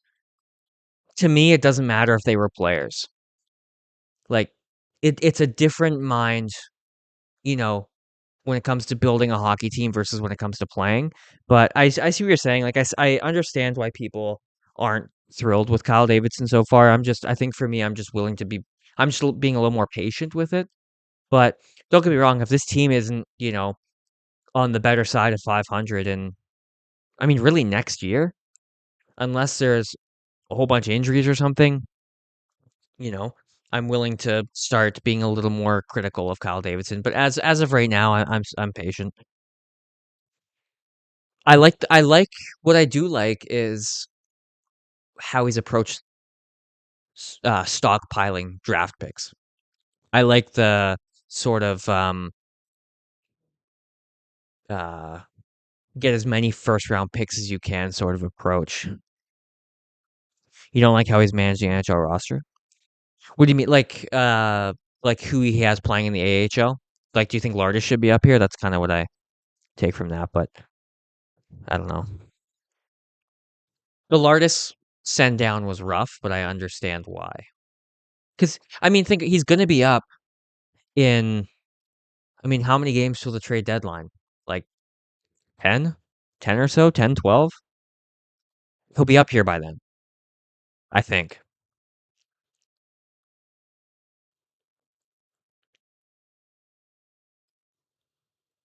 That's a good point. He's drafted the top goal scorers in the O, the A, and Russia, and he's drafted. I don't know if you've heard of him. Somebody by the name of Anton Frondell in Sweden, who's looking pretty damn good. Oh, you did say Frondell. Okay, I'm gonna eat now if I can. I'm struggling here. It's pizza.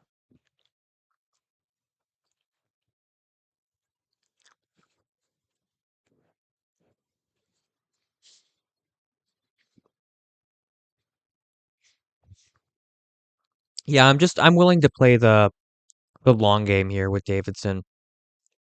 Like I said, there's higher expectations next season for sure. Like I mean, given the start they've had this year and the amount of young guys coming up to the team and what we've seen, development wise, like expectations are higher next year, and it's probably fair to expect a team that is above 500 at least for the majority of the year, preferably the whole year. And if you don't get that, again, barring any like major injuries, um, there's definitely reason to criticize. When do you cut it with Arvid? I'm full team. Bring Comesso up here. Get rid of Arvid. There's teams that are looking for goaltenders. I mean, I don't know who's going to take Soderblom, but if you can find a team to take Soderblom, I'm all for bringing Comesso up here. I think next year Comesso should be the backup.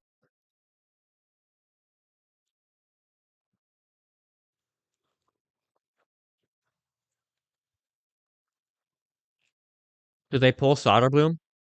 No, just because it's a back-to-back. They need Knight for tomorrow. If it wasn't a back-to-back, maybe. But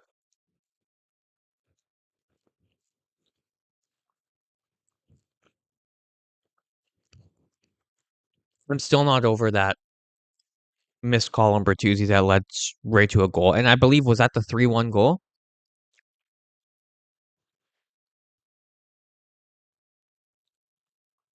We traded away our future star goalie? Wait, who's that?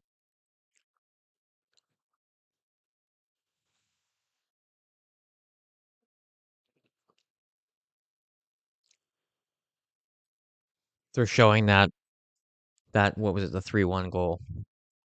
It's hard to watch. Yeah, I mean, it's already a losing season.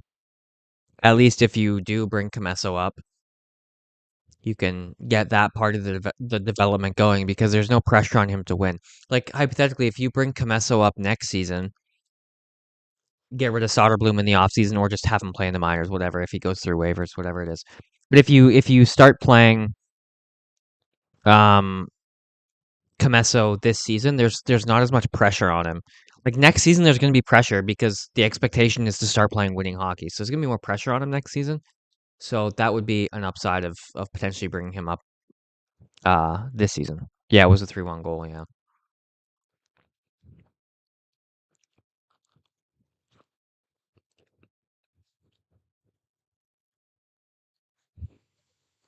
this game really got away from them. It was so good in the first period. It was. He had a really good game. Do you remember the game at the beginning of the season he had in Detroit? He made like 43 saves or something. That was awesome.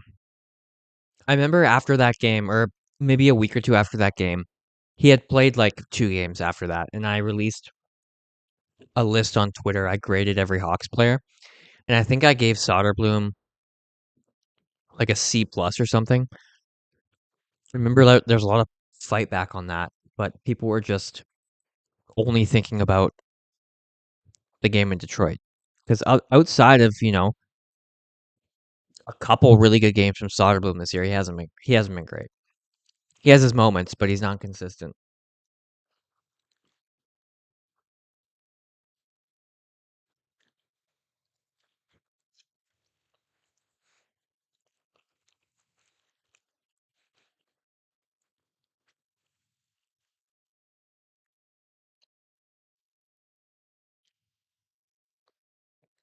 This is great pizza. It's from Domino's.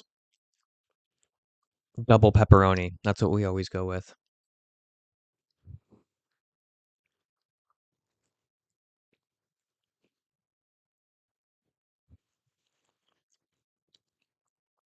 I'm so over this intermission.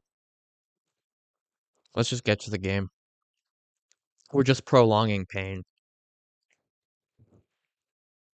Also, if you guys can hear me eating, please let me know because I'll eat away from the microphone if that's the case.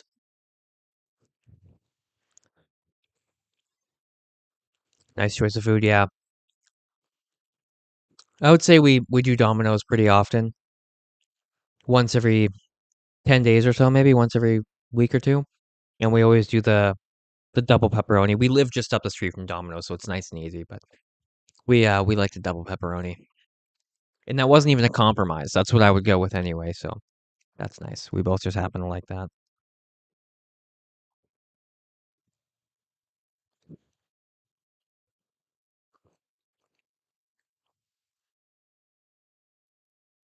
When I was in Chicago, did I eat anything I really enjoyed? Yeah. So I did Portillo's when I was there. I mean, you have to, right? Um, got the burger, and I don't remember how the burger was, which means it probably wasn't that great because it wasn't memorable. But I got the chocolate cake shake. Man, that was good. The chocolate cake shake was really good.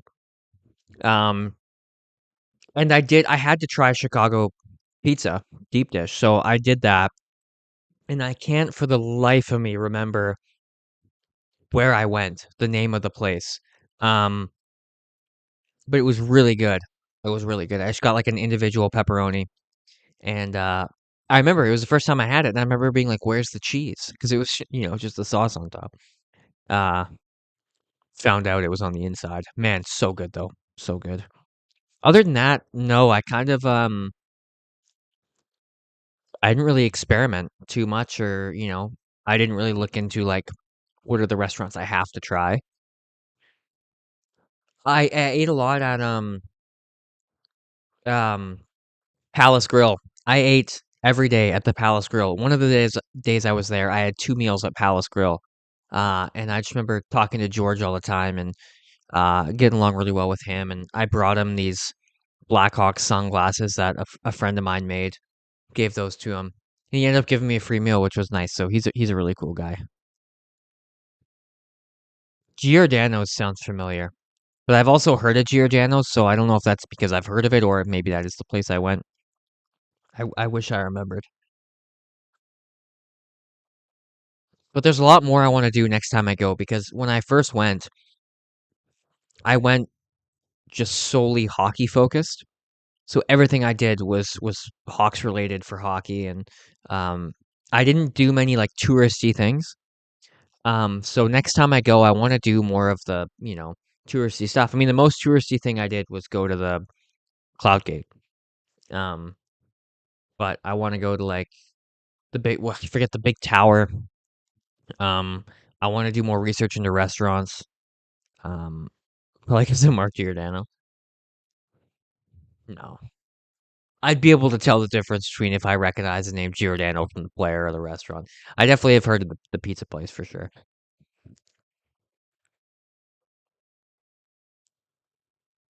I did well, I did 2 pizza places when I was there, actually. The first one I went to it was like Uno's, I think it was called. That's the first place I went, and then someone told me, "No, you gotta go to that's not like you need to go somewhere else to try Chicago pizza." And then that's when I ended up going somewhere else, and again, yeah, I can't remember what it's called.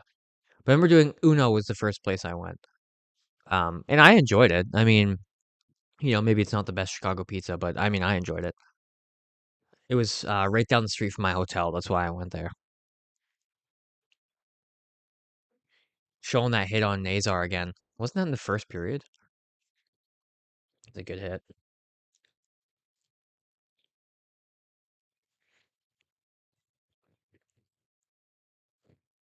No way. Their hit of the game is the hit on Bertuzzi. It's not even a hit. He got double punched in the face, and it led to a goal. Oh, we're starting the period here. Finally.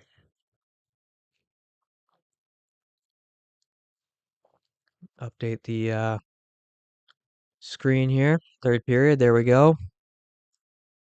All right. So if they're going to lose this game, what I would like to see, I'd like to see either Bedard or Nazar get on the board because they need to start heating up again. Ideally, one from the other.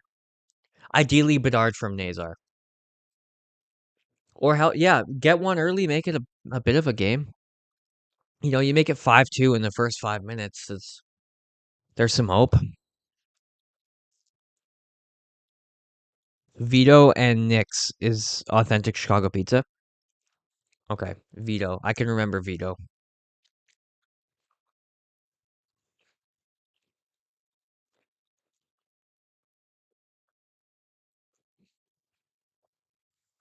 It sucks because I really want to do Chicago in the summer, but I just can't justify going all the way to Chicago and not being able to see a game. To me, that would just feel like such a waste of a trip. Even though I really want to see the city in the summer. Nazar, down low Bedard to Vlasic. Back to Bedard. Oh, it kind of leaves it there for Teravainen. Down low, blocked. Let's see some hustle, Nazar. Jesus Christ. Teravainen. Kulak's got it, and Pens are going to get possession.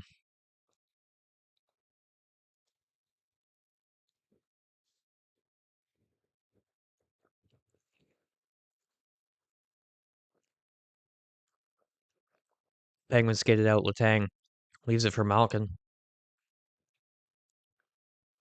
Malkin low. Back to the point. Carlson keeps it in. Centering pass. Oh, goes right loose. Wide of the net. October is a great time too. Yeah. Honestly, I would like to also experience Chicago around Christmas time. I think that would be cool too. Up ahead, Bertuzzi chips it in. Waterspoon fumbles it a bit. Makheyev's on him. Levshinov pinches to keep it in. Didn't really work. Pinches again. Keeps it in. That was a nice pinch.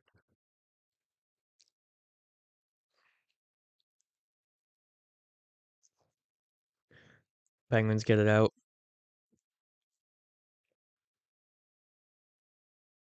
Levshinov, good puck protection. Evades two Penguins. Oliver Moore. Levshinov fans on it. Oh no, when he fell and now he's caught. Good play by Kaiser. Good read.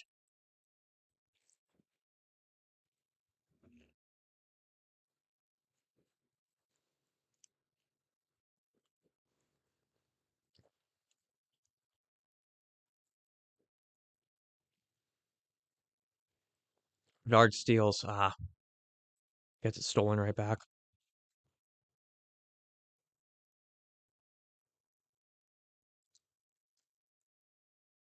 Yeah. I mean, I wouldn't even call you a homer or an optimist for saying that they should be competitive every game. I think you're right because they were at the beginning of the season. They can be. At the beginning of the year, I remember, 2 months in, you couldn't point out a game that was a bad effort. So it's possible. Maybe I'm just a homer and an optimist too then. But no, I wouldn't call you that at all.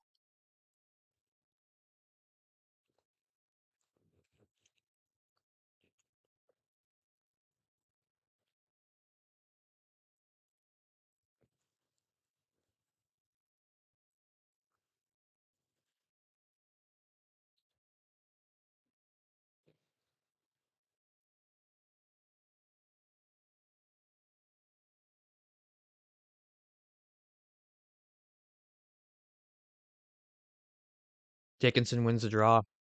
Classic shot. Oh, I think that hit Bertuzzi. Lazat. Letang, a bomb. Not great rebound control from Soda there. Classic. Be a changer.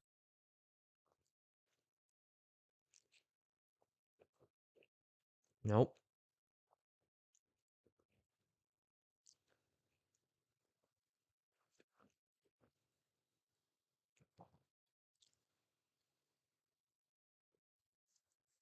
Yeah. It looked like Bertuzzi blocked got in front of that one.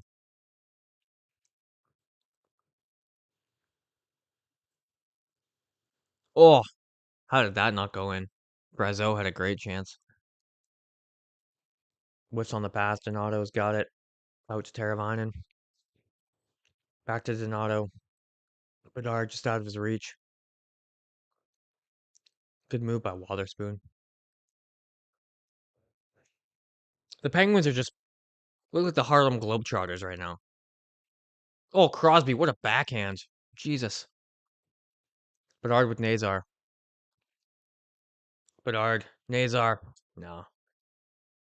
He read that.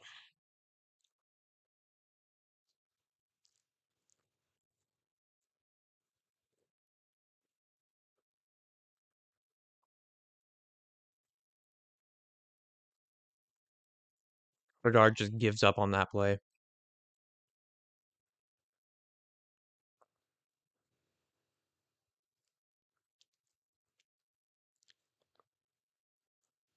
Jay and the Penguins are going to break out once again. See, the Penguins are playing like they're the team that's down 5-1. The Hawks are playing like they got nothing to worry about.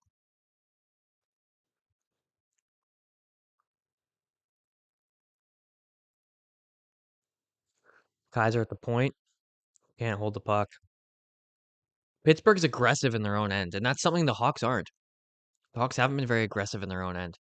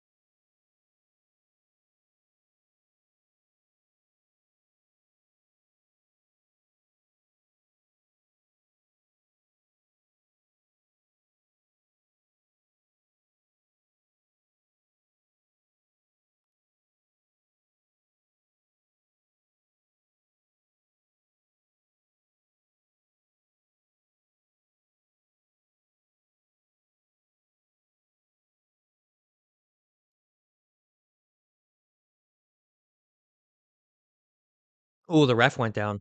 Honestly, I forgot I was streaming there, and I don't think I said a word for 60 seconds.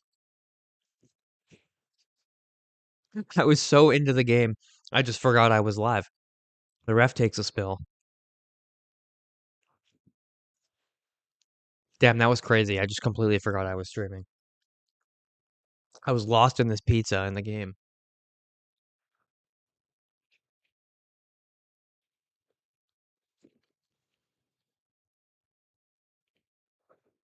So that's been disappointing about this third period is that,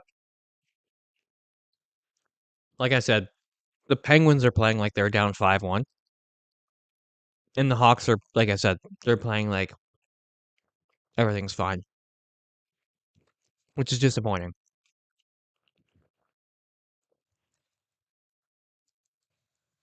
It just feels like the identity of this team is completely different than what it was, you know, in October and November. This was a really fun team to watch at the beginning of the year. And don't get me wrong, it's not all negatives now. It just feels a lot different.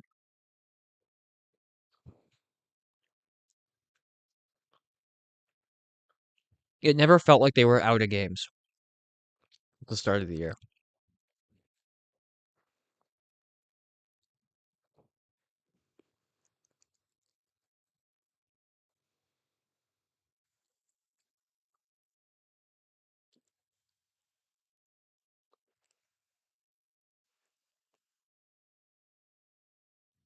How are you guys feeling sitting through this 5-1 game?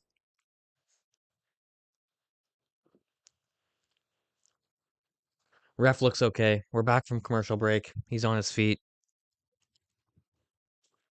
Yeah, lost a little bit of that mojo. Yeah.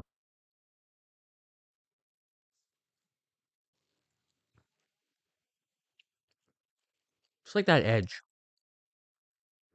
You know, like Bedard's quote at the beginning of the year of, like, we're not going to take any shit. They played like that. Not so much anymore. Exactly. That 3-0 comeback against the Ducks. And right after the Ducks went up 3-0 too, like, it didn't feel like they were out of it. Like, sure, a comeback seemed like a stretch, but it felt possible. Whereas now, and to be fair, it's a bigger deficit and less time, but like, that second intermission, like, it was over, you know? The only way they would have won this game is if Bedard went out and scored 4 or set up 4. That's okay. Time is going to change that because you got more guys coming and more guys developing, and it's not just going to be Bedard forever. I mean, it wasn't just Bedard at the beginning of the year. It was a lot of Bedard, but oh, what the Soderblom is down. Doc gets it. Out to Donato. Back to Doc. Just chip it in, get a change.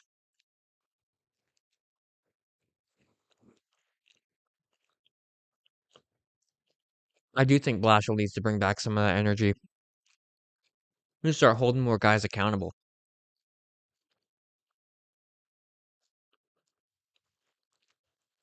You were at that game, the Ducks game.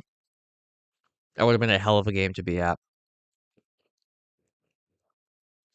Just seeing that Bedard in tight breakaway goal would have been awesome. And then him chirping the bench after. That would have been awesome. Penguins win the race. Chinikov down low.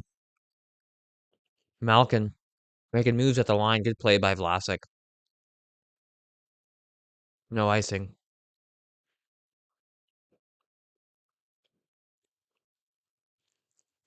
Mikheyev almost stole it. Chinikov down the wing. He's got room. Soderblom to save. Dickinson turns and skates the other way. Bertuzzi gets it deep.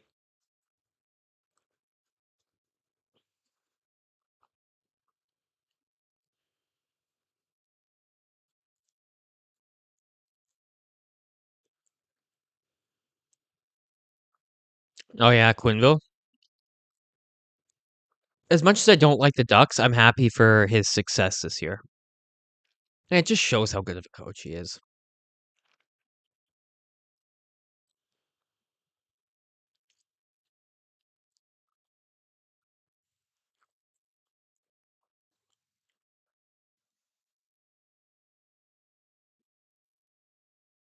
Yeah, it's weird. Like Bedard goes down and they suffer at the start, but then they started playing really good hockey. Like they won four straight and Teravainen taken down, no call. Then they won four straight, and then Bedard comes back when they're hot, and everybody's optimistic, and they've kind of just been meh, not even meh since Bedard's been back, which is weird. Nazar tries to go across the Bedard just out of his reach. Teravainen just put in some effort to get that puck. Teravainen 3-on-2 for the Penguins over the net. Yeah, it'd be nice to. I mean, they're 6 points out as of for this game. It'd be nice to see them close that gap a little bit. Like, I'm not expecting playoffs. Playoffs this year aren't my benchmark for success, but it would be nice for them to at least be in the fight for as long as they can be. Oh, what a move by Achari. And who knows if they're in the fight till the end of the season, if they can get back into that fight, um, they can go on a hot streak at the right time. Crazier things have happened. But again, I'm not banking on that, and that's definitely not my bar for success this year. 7 people. This is awesome. Thanks everybody for being here.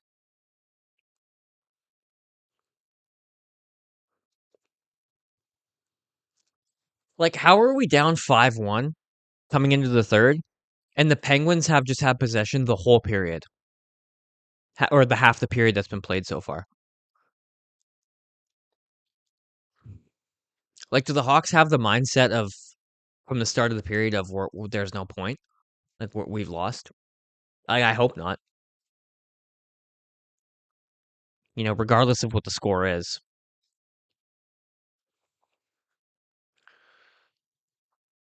Well, centering pass. I mean, Seelovs has been all right. He's been good, but I mean, look at the shots. 37-16.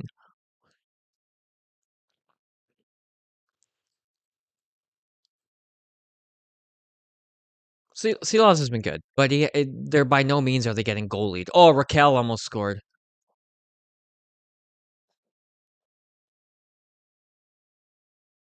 All right, see ya. Thanks for coming out. I appreciate it. Hopefully they can come back. Oh my god, the Penguins almost scored. We'll see you next time. I'll be back live tomorrow, so hopefully see you then. Tang, Malkin. Oh, just wide. Makeyev's got it behind the net. Murphy will start the breakout. Nope, he'll get checked. Nobody can get on that. Chinikov, Letang, saved. Like, they're just leaving Soderblom out to dry completely. No forecheck. They're just sitting back. They're playing as if they're already thinking about tomorrow for Columbus. Is he really 3-0 against us already? Damn.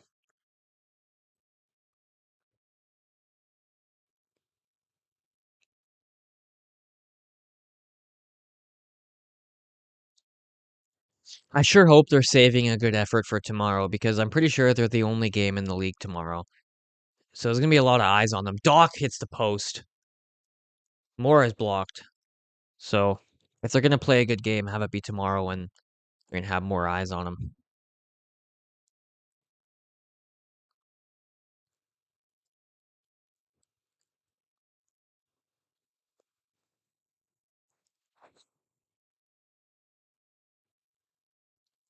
Carlson making moves.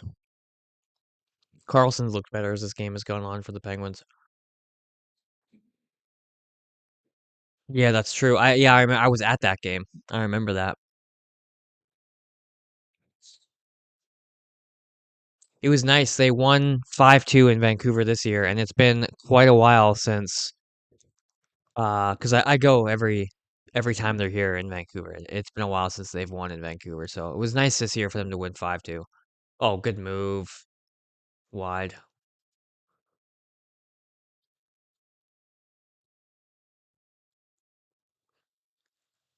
The Hawks are skating like they all have a 45-pound plate on their back.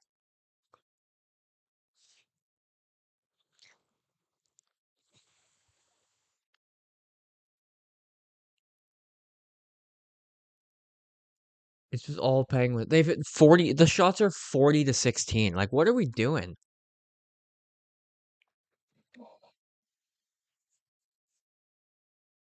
He did, yeah. I remember that. Oh, rebound. It's loose. It's a scramble, and they score. Oh, and now Levchinov's fighting. Oh my God, it's 6-1, and Levchinov is throwing the weirdest punches I've ever seen in my life. What is this game?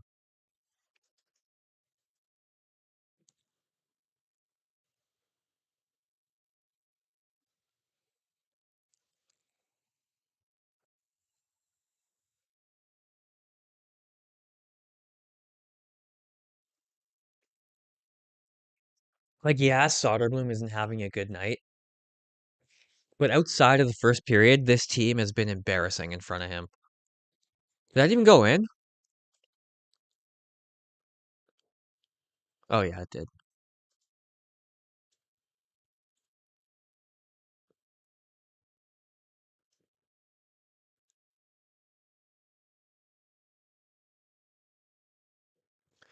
Yeah, -5 for the pairing. Yep. Just awful.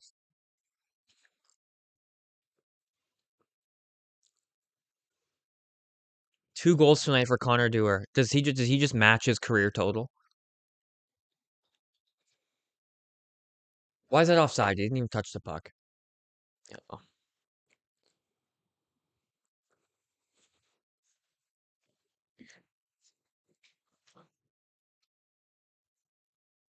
I'm really tired of just trying to stay positive throughout bad hockey. I mean, it's been like 5 years of it. I'm really hoping we don't have much more of this left.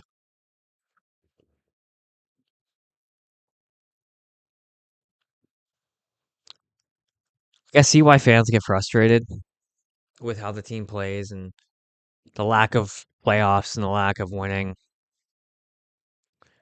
Um, it is frustrating. As much as I'm patient with Kyle Davidson, it still sucks seeing this much losing. Yeah, Dewar was a solid player in Minnesota. I'm just trying to take shots where I can.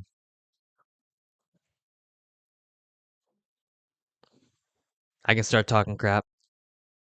I won't talk crap on Davidson too much, but the team has played awful in front of Soderblom tonight. It just shows, like I said a million times. I mean, they're a completely different team when it's Knight and net versus Soderblom. They have a different type of confidence when it's Knight. They take more risks. Those risks succeed more because they are more confident. I don't know. But that doesn't excuse the lack of effort tonight.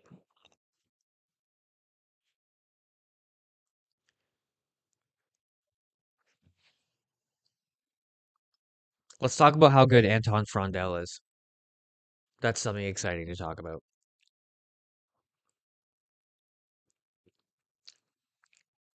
He's going to be fun.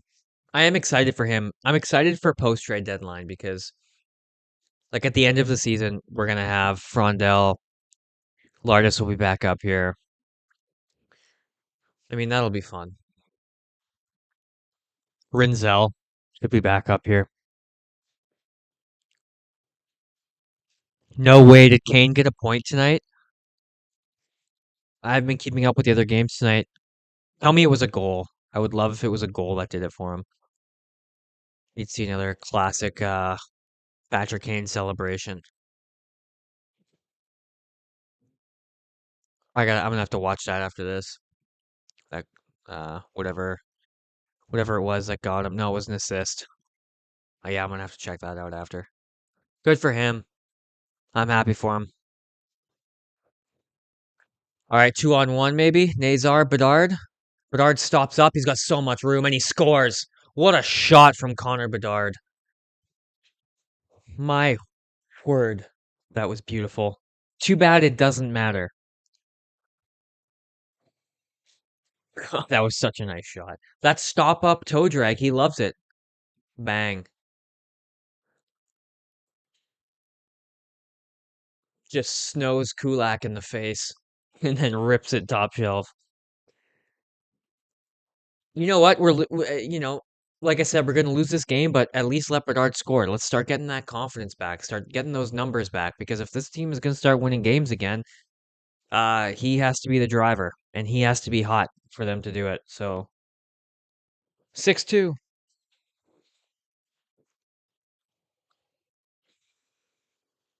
I mean, that was a hell of a shot.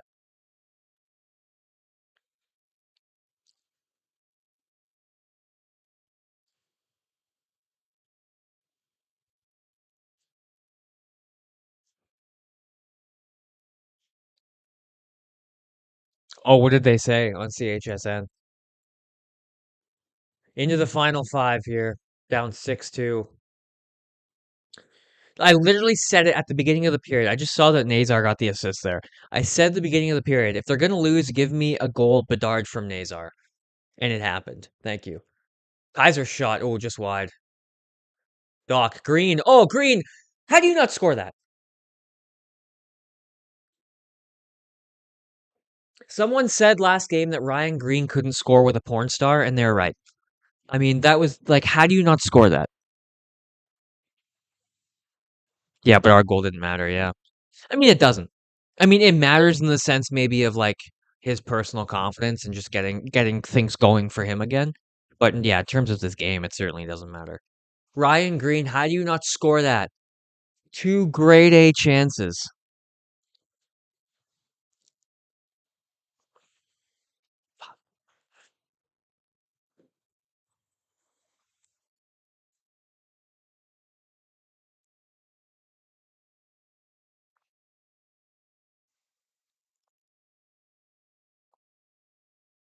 Oh, they just cut to a commercial break. Is there supposed to be a commercial break, or am I going to misplay again? The Sportsnet does that a lot. It seemed like an odd time to cut to commercial.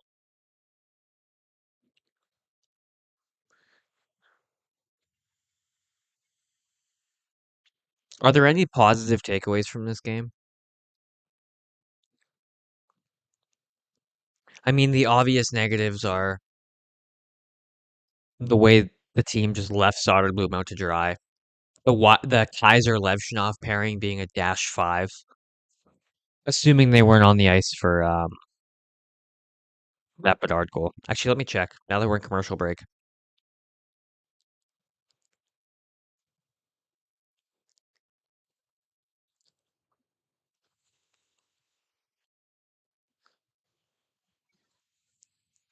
Oh, they are at break? Okay. It just seemed like such a weird cut, so I wasn't sure. Because in the past, Sportsnet has cut to commercial break mid-play.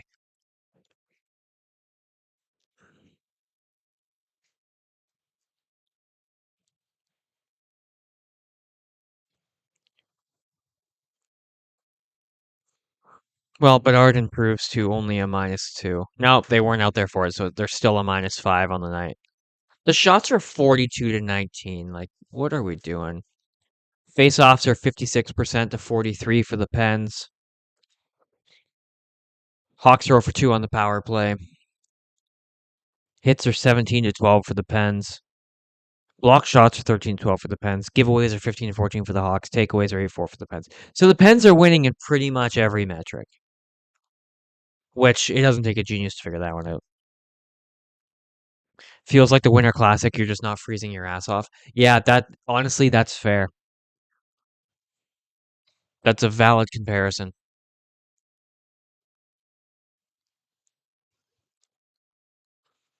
Penguins continue to rag the puck like they're the Harlem Globetrotters. Not rag it, but like they continue to move the puck well. It's a compliment to the Penguins.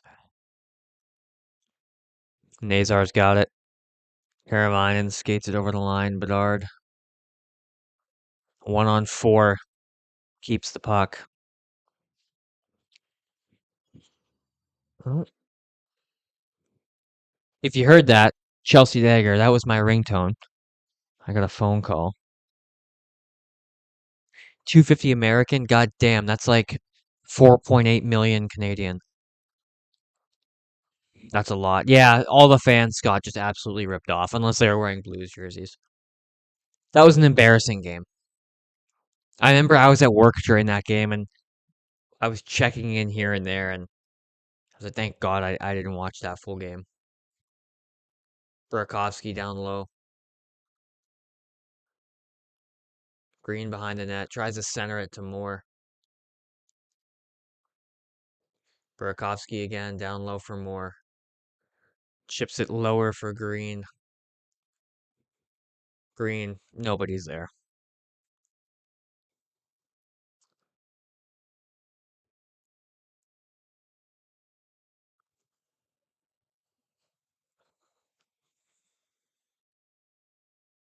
Two and a half to go. Blackhawks down by 4. But playing like they're up by 7. Soderblom giveaway.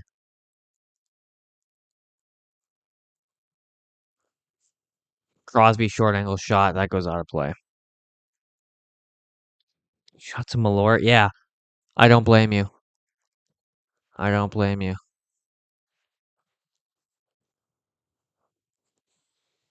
I wonder how many alcoholics the Hawks have created. Probably a few. Not saying you're an alcoholic. Just a thought.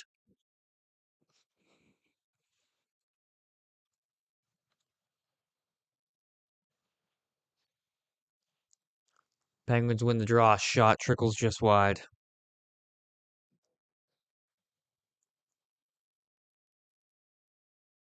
Raquel down low. Crosby doing his thing. Tang shot deflected by Raquel, saved by Soderblom. Man, are they going to get to 50 shots tonight? I mean, they only have a minute 51 left, but you never know. Me too, Brandon. Me too. I have to put my post-game question on Twitter now that there's only like 2 minutes to go here.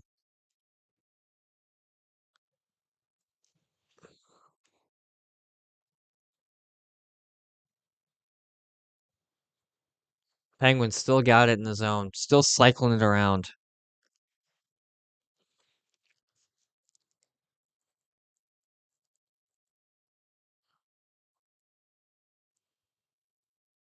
The Hawks are just playing with just no pride.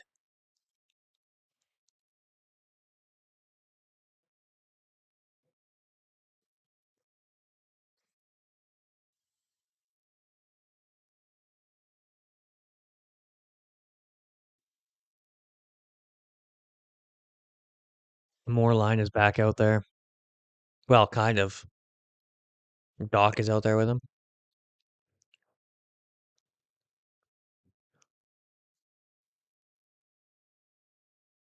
Here's one. Do you go back to 11-7 at this point? I mean,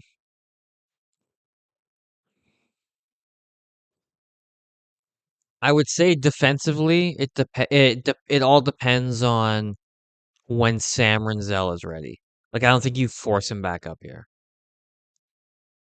And then if Sam Renzel's ready, then you have to kind of decide, is there any forward who you could justify sending down? Which I could see Slaggert going down. Yes, you have a good night too, Brandon. 5 seconds to go. Donato with one last skate. Behind the net. That'll do it. Hawks lose 6-2. Del Master, yeah, that's a guy. That's another guy who deserves a shot. I mean, he came up here and sat in the press box, but yeah, that's a guy who deserves a shot. Well, EDM's going to be up here post trade deadline. You got to think. So yeah, well, that's all for this one. I'll get this stream done because it's a 6-2 final. I'll be back tomorrow night for the Columbus game. Thanks everyone who came out and joined. I appreciate it.